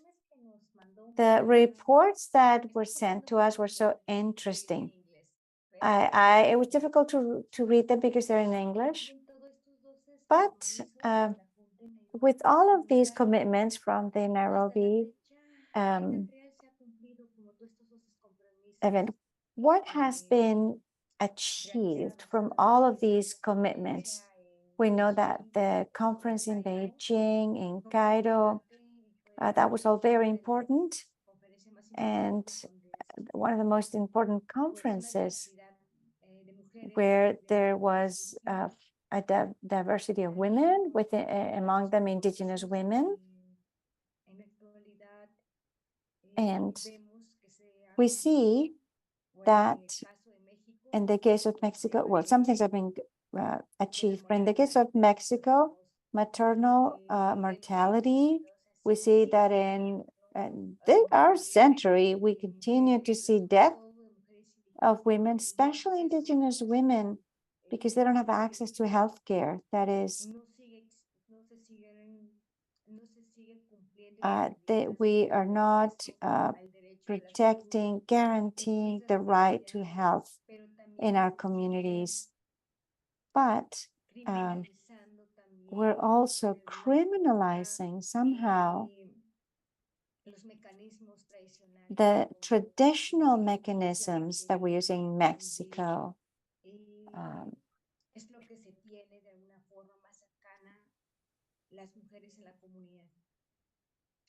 Such as the use of midwives, which is what we use the most in our communities. Currently, we have started seeing a lot of violence in Mexico. In the year 2020, there was a law that was approved, and that is digital violence.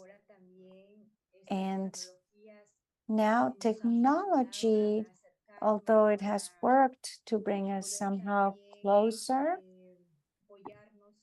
and to help us support each other, like in times that we're living through right now. For example, now we're able to be together through this medium, strengthening each other, but they've been used as mechanisms for violence. For example, in Mexico, digital violence has touched Indigenous women, not only in the cities. This has happened in Mexico, in our communities where Indigenous women are being recorded without their consent or filmed without their consent. And in Mexico, there was recently a case, a well-known case, unfortunately, promoted by Indigenous brothers. There was a WhatsApp group that was called XXX in one of the Sierras, where they were sharing photographs and images of our sisters. So I just wanted to mention that. And above all, I thank you for everything that you've shared with us and for the documents.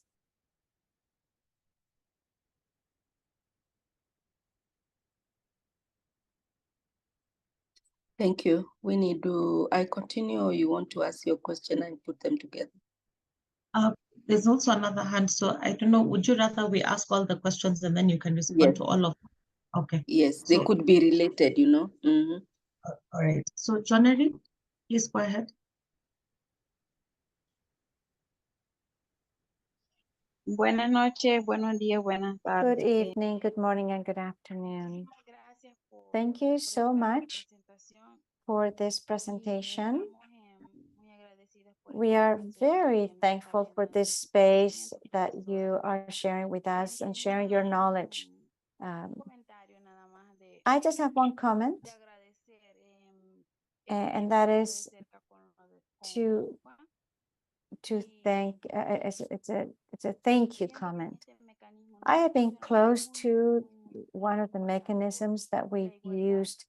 It's been very important because it has provided gender equality, but also in terms of abortion. We know that the issue of abortion is very complicated because it touches some really sensitive parts of society, especially in the religious arena. We need to remember that women have the right to their own bodies, but it's a very controversial subject. What mechanism or mechanisms can an Indigenous woman use, whether if there's been rape, for example, and she gets pregnant, because culturally they are told that it's a sin because it's a life. We understand this dimension, but the right of the woman, a woman who's been violated and having to carry a baby, that's a double violation. So this is quite deep. I'd like to know what mechanisms we can use in situations like that. Thank you so much.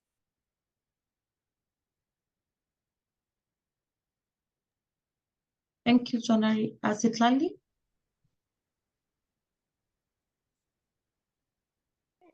Bueno, respecto al tema de población y Okay, desarrollo. thank you. In terms of population and development, from my perspective, I feel that it has to do a lot with access to information, which is also a human right. And a key component and a very powerful tool to demand the protection of our rights. And the states are also obligated to inform the communities truthfully and fully. And in this sense, through effective measures so that all of information reaches all of the communities and in our languages. For example, in terms of the rights that we've been talking about, sexual and reproductive rights, and also maternal mortality, health, as well as dissemination of these declarations and international covenants, and all of these documents, which somehow are tools to defend our rights.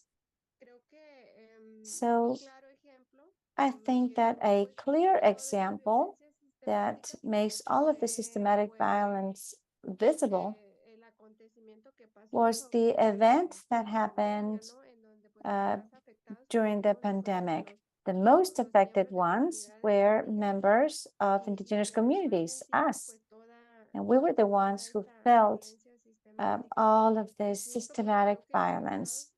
And I believe that the states should look for these alternatives, especially in urgent and very serious cases, to find solutions so that we can have access to our rights. As my sister from Mexico was saying just a moment ago, looking for alternatives such as midwifery, which the use of midwives, which we still have in our communities.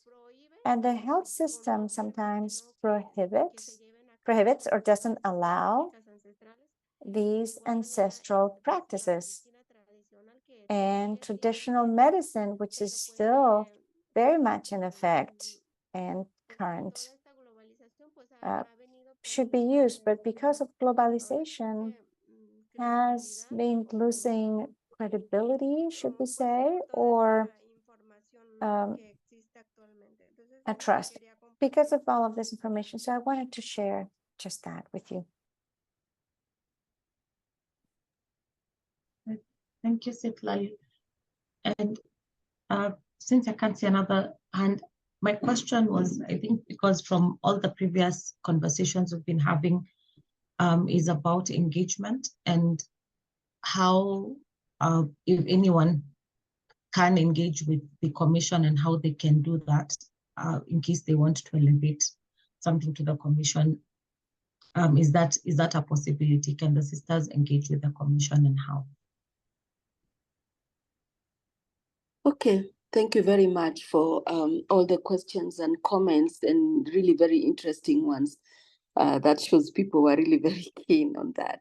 And indeed, to start with your last question, yes, it's important. You can, there is no objection in terms of you engaging with the commission.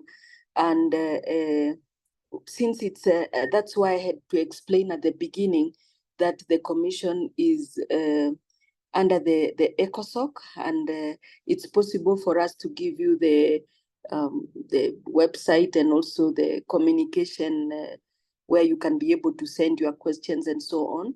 You could also write the same, maybe to the commissioner, maybe me and Mirna, and then we can submit this to the commission so that they can be able to look at some of the issues. And even if possible in future, even they can come and talk on the same, to share the same issues at the different conferences or meetings or events that FIMI has. It's very possible, and to be able to talk to the global school. But of course, it is something that, as you know, also the UN is a kind of a process. There's a possibility that it's good to make it in advance so that this can be processed in a way to be able to grab it. Like, for example, during the UN Permanent Forum, because we have indicated, we have also put our calendar events in because the commission also, the high level commission, prepares a calendar of events. And one of the calendars we include, some of the calendars we include is our own Indigenous people's calendars, like the UN Permanent Forum, the UN Indigenous Women's Day, and so on. So these are some of the places we make sure that they are also aware about Indigenous people as one of the key players in terms of looking at the issues of population. Now, I want to go back and answer Elizabeth and say that indeed what you have spoken, it's almost related to what the other lady was also talking about, abortion. And it's very, very important also to say that the commissioners, among the commissioners, we have midwives who also sit in that. And we have been discussing in different ways. I've been also sitting in some of those committees, especially where we talk about traditional birth attendants, because I did that work for quite a long time, some years back. And traditional birth attendants are very, very important. These are the ones you've said, the traditional midwives. The lady from Mexico explained it, and how some of the areas and some of the countries, they look at it like it's not that this particular group of midwives are not very important, but they are very, very important and crucial in the lives of especially Indigenous people, local communities who live in remote areas. The population that is in the world today, if you look at some of the continents like Africa, Latin America, Asia, they were brought to the world by the help of the traditional midwives. Because at those years during the World War and continuous, and even before that, there were no really formal hospitals that they could be able to go to. Up to date in Africa, in many countries in Africa, even Indigenous communities, we still respect and look at those traditional birth attendants, the midwives you are calling upon. And actually, in some of the hospitals, they recognize them, they identify them, they have given them the numbers so that they can be also be able to refer some of the women to the hospitals. And this is, again, brings up the question of information that we have, one of you has mentioned, to make sure that we educate the community and the population, and also educate and have the traditional midwives, traditional birth attendants, to be able to be conscious of the health, of their own health and their own mothers and children that they are helping to bring to the world. And this came up along some years back when we had the HIV/AIDS pandemic, which also was one of the pandemic that had come before and hit many countries. And there was really an important issue to make sure that the traditional birth attendants are well educated so that we minimize the transmission of HIV/AIDS and to be able to recognize the vital role by these particular midwives. The other big question is that, with Indigenous people, because they are marginalized still, they live in remote areas, and even those who live in slums, in the informal sectors and so on, they are still marginalized in different ways. And that's why, Elizabeth, even if you say in Mexico, there's quite a lot of violence, there's quite a lot of issues in terms of looking at the different issues on Indigenous women and Indigenous people when it comes to issues of population and this and violence and sexual reproductive health, is because of the way the marginalization still goes on. And it is our role as Indigenous young women, as you are, Indigenous people who have already been able to know the issues of rights, to bring up some of this perspective to our governments and also to our Indigenous people and Indigenous women to be able to speak out for themselves. 2020 was really a very unique and stressful time in the world because of the COVID issue, and most of the communities actually retaliated and went back to the communities. That brought even more and more problems, and it needed to have a lot of issues discussed because they continue to have what we experience in Africa, like having the issue of substance abuse because the people were idle, they were desperate, issues of violence in the families and so on. And so it needed a lot of interventions. And those interventions have not stopped. They are still going on. So we still have a lot of work to do. And indeed, when you look at other issues that have been mentioned on the digital violence, it's very, very crucial. And the Commission has also been looking at them very critically. And that's why this particular remaining year that we are discussing, we have said that we need to look at technology. We need to look at that digital violence that has also been a terrible, pandemic, I might say, in the world, because many of the women and many young girls and many youth have lost their lives because of this particular technology.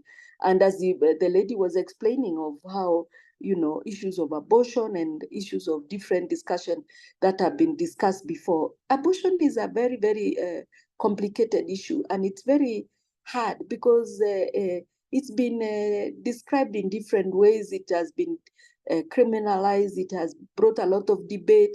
There are always, demonstration issues to try and highlight many issues by different countries, even developed countries like the US and so on. So it's a very, very hard subject that even traditionally, because of our traditions and cultures, as you have already said, it really discriminates women when it comes to abortion and in small and young girls and young women. And actually the stories you give are similar stories that we have in Africa. We have some communities, some of the Indigenous people also, when a young girl or young lady gives birth, and sometimes before marriage, they are forced to abort, many things happen and so on. And so we have to educate our communities. We have to bring the perspectives and the issues on the table so that people can learn and can look at the health of that girl. You are telling her to abort, what happens to her after? So those are controversial things that keeps on coming. And I like the last intervention because she gave very good advice, and she talked about access to information. Indeed, all the issues we are discussing here depends on information. What information do we give our communities? What information do women get at the community level? Our population, our young men, our men there, and our elders and so on. That information is very crucial.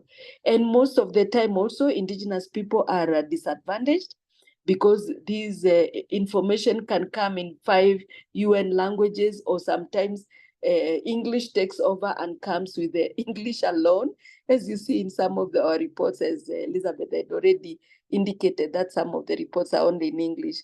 Yes, we are aware about that and we know about it. And it's now another step whereby And I think I also advised the last time the global school that it's now a second stage whereby we have to look at it ourselves and see how do we take this population information, how do we translate it?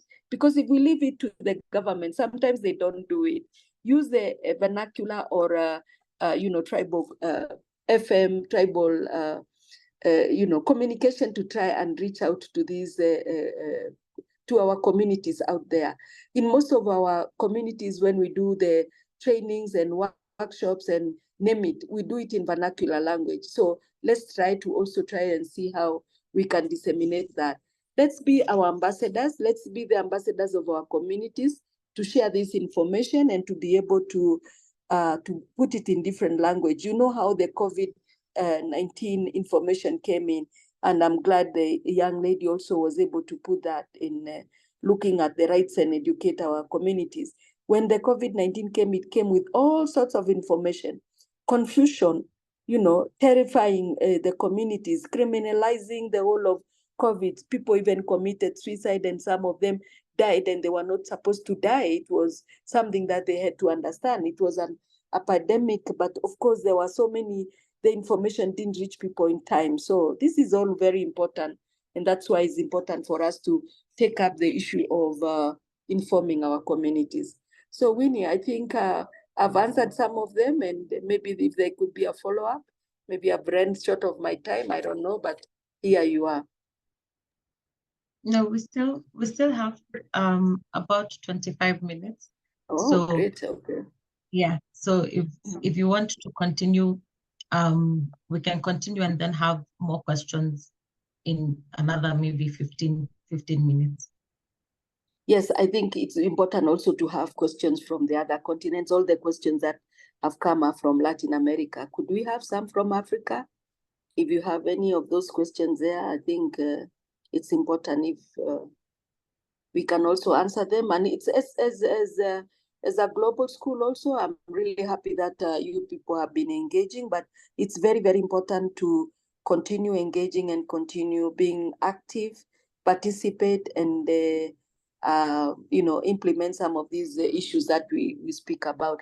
I think, Winnie, I also was thinking like I should bring a recommendation to try and see what are the follow-up of all these that we present and how we share with you as a global school.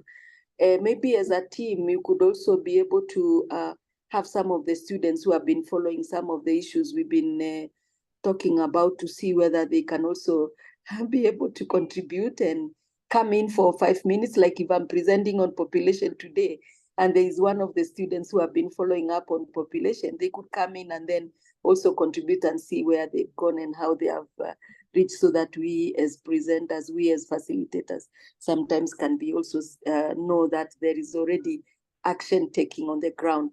But I'm glad that people are conscious and are also able to bring up some of the important issues that have been brought up today as questions, the issue of midwives, abortion, and also information and the rights to that information. So this is very crucial, and the Commission is almost completing its work this year. Towards the end of the year, we'll have had 3 years, and probably there will be new other commissions will become, if there'll be funding, as you heard earlier on. When I presented, one of the key areas was that the Commission was also to ensure that there is funding for the UNFPA. And actually, that is where also I did mention one of the question was, how do this information go out and who presents it, and how maybe it's nobody is taking action on it. Action is being taken by the United Nations Population Fund, UNFPA, and it has been in different countries, in different continents, it has its own priority. Like, for example, in Africa or in Kenya, where I've seen, they've also been focusing a lot on issues of gender violence and also looking at the sexual reproductive health, especially for young girls in schools and so on. So it depends on what they have been focusing on, and also depends if you are really in touch with them, or if you already are connected with them to be able to follow up some of the issues. If you don't follow up or you don't read and see what other agencies are doing and what is being discussed and what are the outcomes of those discussions, then you'll always say that no, nothing is being done and nothing is not possible. This is not, happening and so on. It's happening. It's only that it's complicated in terms of giving feedback. It's complicated if you don't follow up. Even looking at issues of Twitter, just go to Twitter, look at UNFPA, because it's a UN agency mandated to look at the issues of sexual reproductive health. Tweet and check on their Twitters, see how maybe have them as a part of your tweets. Look at their Facebook, look at their other media, social media, and then you'll be able to be informed. You can even check from your own country. You can also check other agencies, other organizations like Plan International.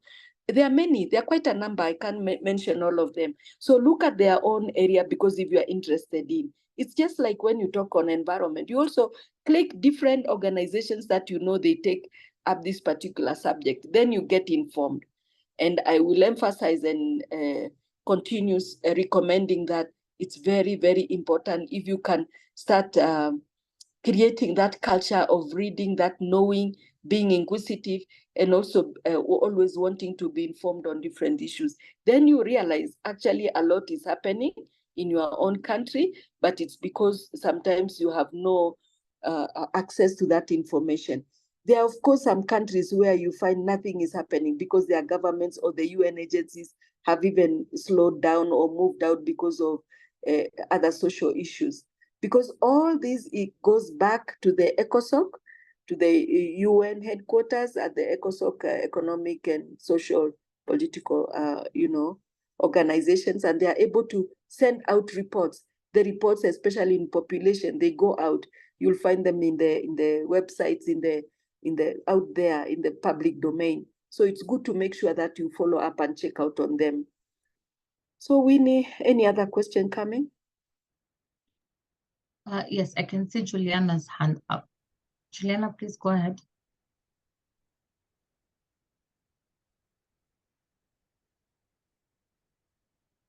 Juliana?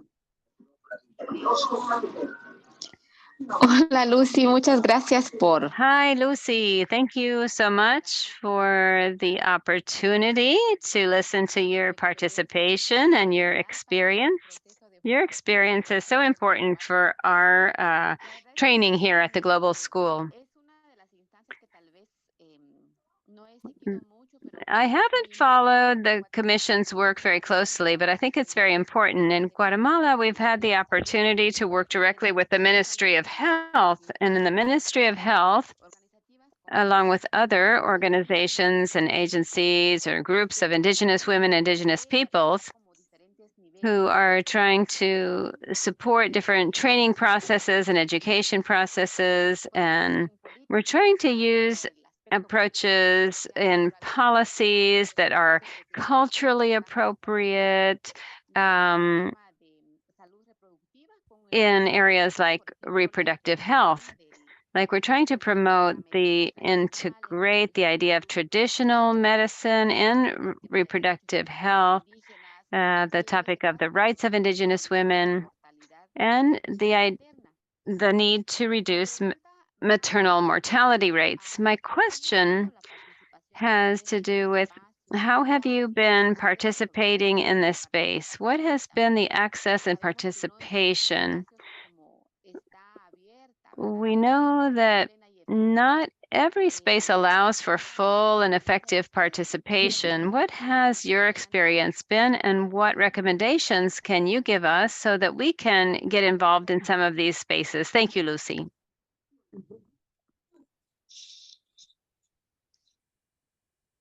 Thank you, Juliana. Any other question coming in? I think there is one, Winnie, one area where, and thank you, Juliana, for bringing that up, issue of traditional medicine, and which was also mentioned earlier on, and how this medicine also has been kind of criminalized at some times. But remember, our communities still use them. And in Africa, it's very common and it's used by many.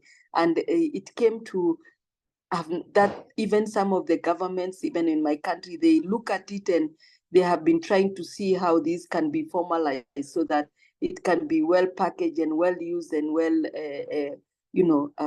packaged to make sure that it's healthy and good for the communities. So it's at the same time for us ourselves to be champions, to be able to make, to talk to our communities to ensure that issues of traditional medicine, as you have mentioned, and issues of health, that impact on the health. And this came out clearly in COVID-19, where most of the people, when they went to the villages, this is the medicine they were using, and it really helped them.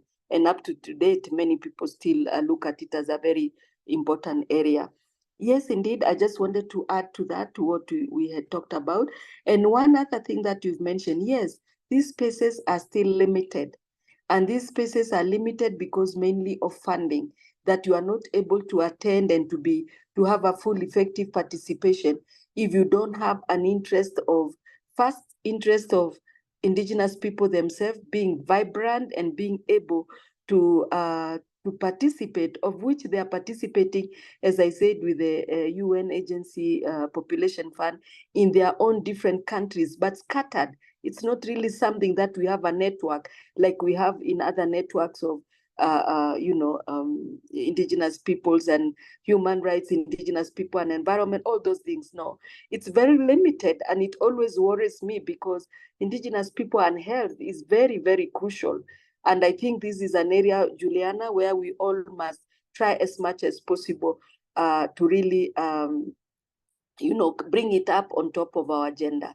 It's still not very strong. I still find that there's a lot of gap, even though in other aspects we have discussed Indigenous people and health and environment, but we need to discuss specifically on have a network on issues of reproductive health and other issues that impact on especially Indigenous women and girls. And I know that in Latin America, especially in Mexico, our president Tarsila Rivera has been very active in looking at these issues of population for a very, very long time. And I think it's something that we need to look with FIMI and see how we can try to make it more participatory and increase the participation of Indigenous people.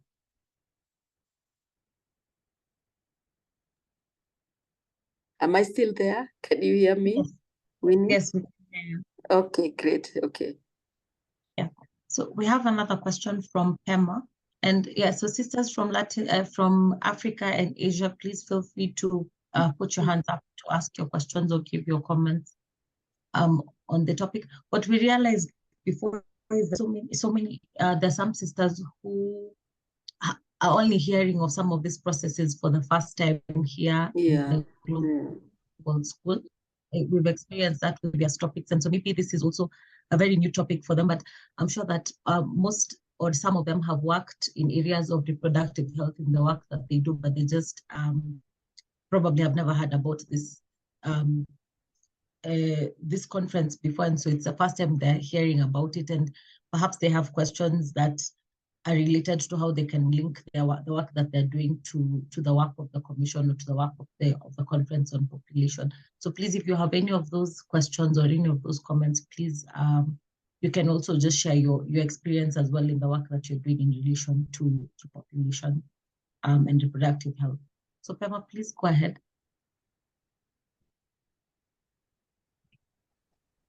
Hello, I'm Pema. So I'm from Asia, specifically Nepal. And what I wanted to ask was, yes, actually this process is very new to us as well. But despite that, we have been currently working on sexual and reproductive health rights. Just wait a second. My dog is barking really much. Just go ahead. Really sorry for that. So yeah, what I wanted to ask was, we are currently advocating for like community-based comprehensive sexuality education to be integrated in the school curriculum, and that's what we are currently advocating, and that's what we are doing a lot of trainings on to our community people. And I always had a question, like when we are talking about community-based CSEs, we are saying that the local context needs to be integrated in that system, but in that education system. But is there any best practices that you can share, or any practice that other indigenous communities have been using, where they have developed some kind of courses, or they have developed something that integrates the technical education of comprehensive sexuality education and the indigenous knowledge and local context, and have that kind of initiation in other spaces, so that we can also learn from those kind of initiatives in here as well? That's what I wanted to ask. Thank you. Anyone else? Yeah. Anima, please go ahead. Good morning to all, and thank you, Lucy, for introducing this topic to us. My question is, we come from a community, we have a very small community here. I'm also from Asia, India, and from the northeast part of India.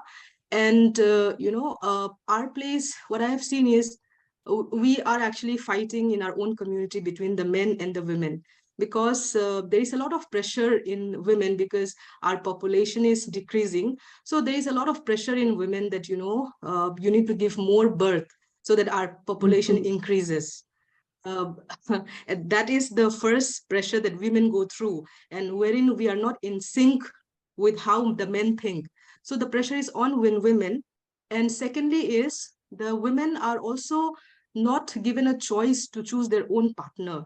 Here, what is happening is not only in my state, but even there are some other parts of the state in the northeastern, that, the women are not given the rights to choose their partner. There's a practice here that when a woman marry a man, then they happen to also change their last name, which means that the men is advocating that the women will be out of the community and they would not have any rights of what the community is having right now as an indigenous. So that is another struggle that women is facing among their own community with their own indigenous men.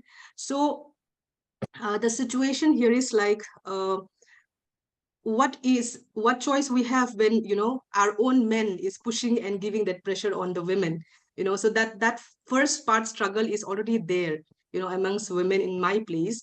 And secondly is, they want us to give birth with more, I mean, it's not our choice, but, they want that we should be the one who should take the burden to increase the population. So there also, I think our rights are again being, pushed.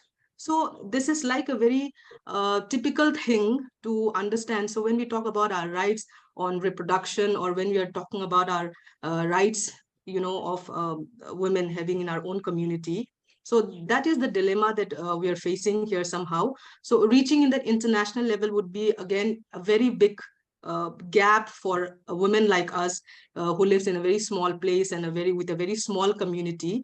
So the women here are already struggling that, we have to marry among our own community so that we have that, indigenous title with us. So there the first step is already being kind of stopped by our own community. So there is a lot of dilemma within the struggle here in a small place like Tripura.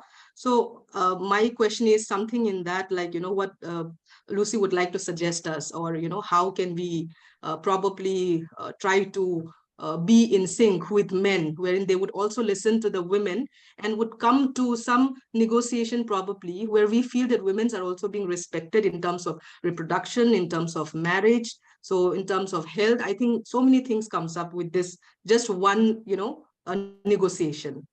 Thank you. So that was my comment or question. However, Lucy wants me to answer that. Thank you. Thank you. Winnie, do you have another one, or do I go ahead? You can go ahead. I can't see another hand. So I'm sure Okay. after you speak, maybe someone else will come up. Yeah. Yeah, I think that's a very interesting question from India. And indeed, it's not only you in India. You should take heart that it happens also in Africa, in many countries and communities, especially who are in remote areas where the government doesn't mostly know what happens there.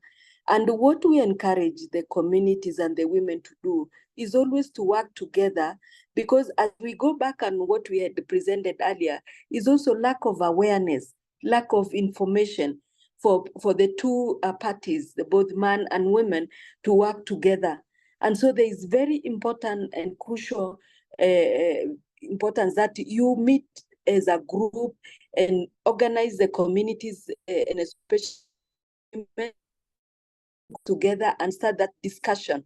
Now that you are from this school and you already have that information with you, to be able to start a dialogue, small dialogues in the community, and invite the men to be there, invite the youth to be there. Because one of the key things that we did mistakes for a very long time is to have meetings of the women alone. We are doing advocacy for the women alone and not include the men and the elders to listen. I will give you a story. When I started really making sure that men also get involved, we went to a meeting some years back when I was just starting to work with the communities. And I went to a very remote area near the forest area. And when we went there, we met only very few women. There were about 20. And then there was an elder who was around, and then he came in to sit there. And plus the person who had invited me to talk to the women. And one woman stood up and say how much she has been facing domestic violence, the husband beating her every other day. And no matter what she tries to do, it never works. Every time she's beaten, she has to give birth to the children, as you're saying. She has no break, and yet she has the same person who has to work. And she started crying and making, and this elder who was there was very moved. And he said, oh my God, I never, after all this, we talked to him and he said, I never thought that we are actually doing damage to our women. I think it moved him when the women were talking on the domestic violence that they always, face. And because I had told them and talked to them and told them not to feel shy, bring out the issues on the table. From that time, I always want to make sure that there are men, there are elders, there are opinion leaders in the community sitting there so that they can be our ambassadors to go and tell the other men who are out there who are stubborn and who don't want to listen. They can talk to them also one-to-one. So it's very important to have, when you introduce all these meetings for women, try to, when you are doing awareness creation and giving information, try to ensure that men are there. And maybe it's also important for you to start seeing how you can try to get proposals so that you can get funding. And after the global school, you can get funding probably from other areas, because I'm sure you'll be able to talk to these communities, to bring them together, to talk. Even you start with the women themselves to see how they can start changing their format of talking to their men, so that this can be, something that they can be able to do. And it's also important, I think, one of the first question that when we're in these spaces, we link, we mainstream some of the issues that we discuss within ourselves, and being able to, because we come from remote areas, we come from communities where most of the time even we don't have funding to put these meetings and to train the women and to be able to create awareness. But it's very, very important when you mainstream most of the activities. When you go to the community, don't just stick to one event or to one activity. You make sure that you really add other important issues to be able to have the women and the communities well informed, because discrimination is still there, even in funding, even in terms of support, it's still there, and we ourselves need to do something so that we can be able to make a difference for ourselves. Sometimes we walk into the community and without even funding, but so long as you are there and talking to them, you will agree with somebody to talk to them, somebody to invite them, and somebody to be able to listen to them and try to tackle these issues and challenges together. it's very, very important to do that, because it helps us to really continue and to have a continuity with the communities. And also the issue, I think those ones from East Africa, those ones from Africa can share with you.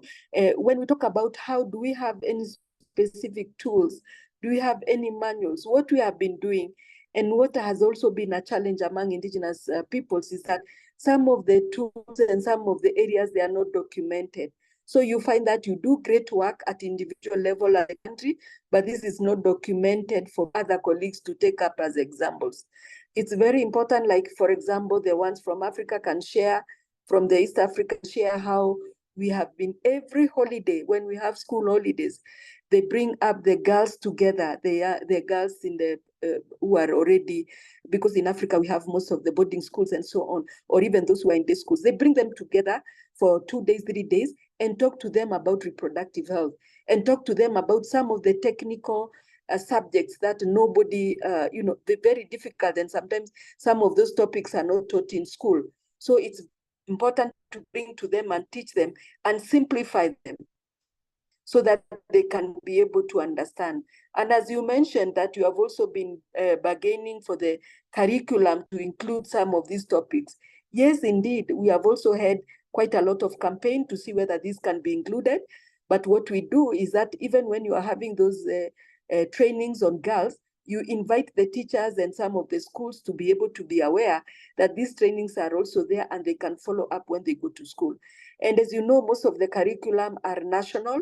They are organized nationally, but at your local level, you can also see how you can influence the teachers there to put some of the extra curriculum, as we say, to have different clubs and to have also different activities for the Indigenous children to be able to learn some of the important things. So it's also a matter of having an initiative as young people who are working within your own community to see how you can bring up some of the subjects and even teach them with the different students when they are on holiday or when they are not in school. So I think it's important. You have brought a very important issue that I find it important that we can check out on some of the documented tools that can help you, and those who have not documented, then we see how they can be documented and shared among the different Indigenous people who are in our network. Thank you.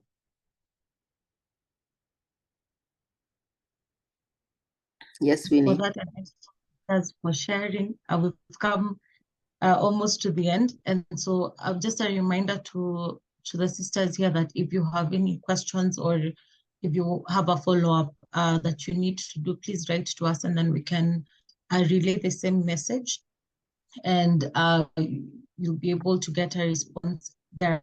And just a reminder, as today I have said, is we need to read, and we've had many people who are saying that, this is the first time we're hearing about some of these processes, and so now that you know about these processes, please read about them, read about how you can engage, reach out. Now we have 2 Indigenous women in the who are commissioners and great allies, not only for Indigenous women, but great allies to this school especially.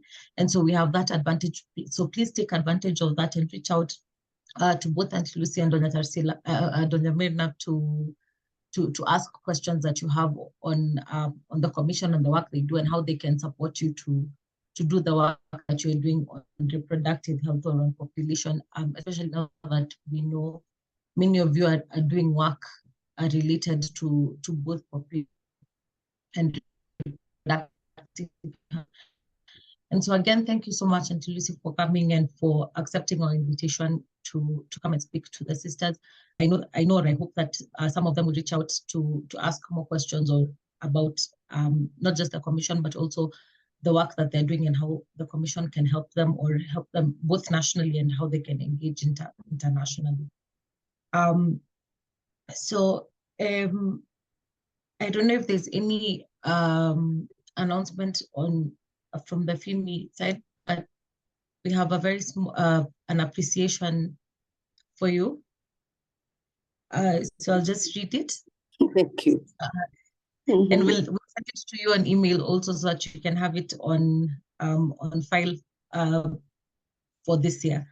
So the International Indigenous Women's Forum, the Indigenous Women's Global Leadership School, recognition to Lucy Mulenke for participation and contribution in the capacity building of Indigenous women leaders from Africa, Asia, Latin America, North America, and Pacific during the 10th edition of the program on human rights and international advocacy skills. With gratitude on this virtual modality, and it's signed by Teresa Zapeta. So thank you so much. You will receive this on your email soon to keep as a keepsake, and thank you again for always supporting the Indigenous Women's School and for sharing your knowledge and your on this platform. So sisters, we've come to the end. Thank you. Yeah, just before you go, yeah, thank you so much, everyone, and thank you for all of you, those who have also written thanking me, and I thank you all and wish you the best of luck and best wishes to the global school, and good luck, and for also the facilitators, Winnie, Joy, Teresa, and everyone. Thank you. Muchas gracias. Merci beaucoup. Shukran. Thank you so much, and have a good day. And we wish you well as well. Thank you, sisters, and we look forward to seeing you again on Friday. Remember, we have our session again on Friday with the Columbia University. So please take note of that. And so have a good day. It's tomorrow for some of us, and it's the day after tomorrow for some of you. So have a good night to the sisters in Latin America, and have a good day to the sisters on from Asia and Africa, and see you soon.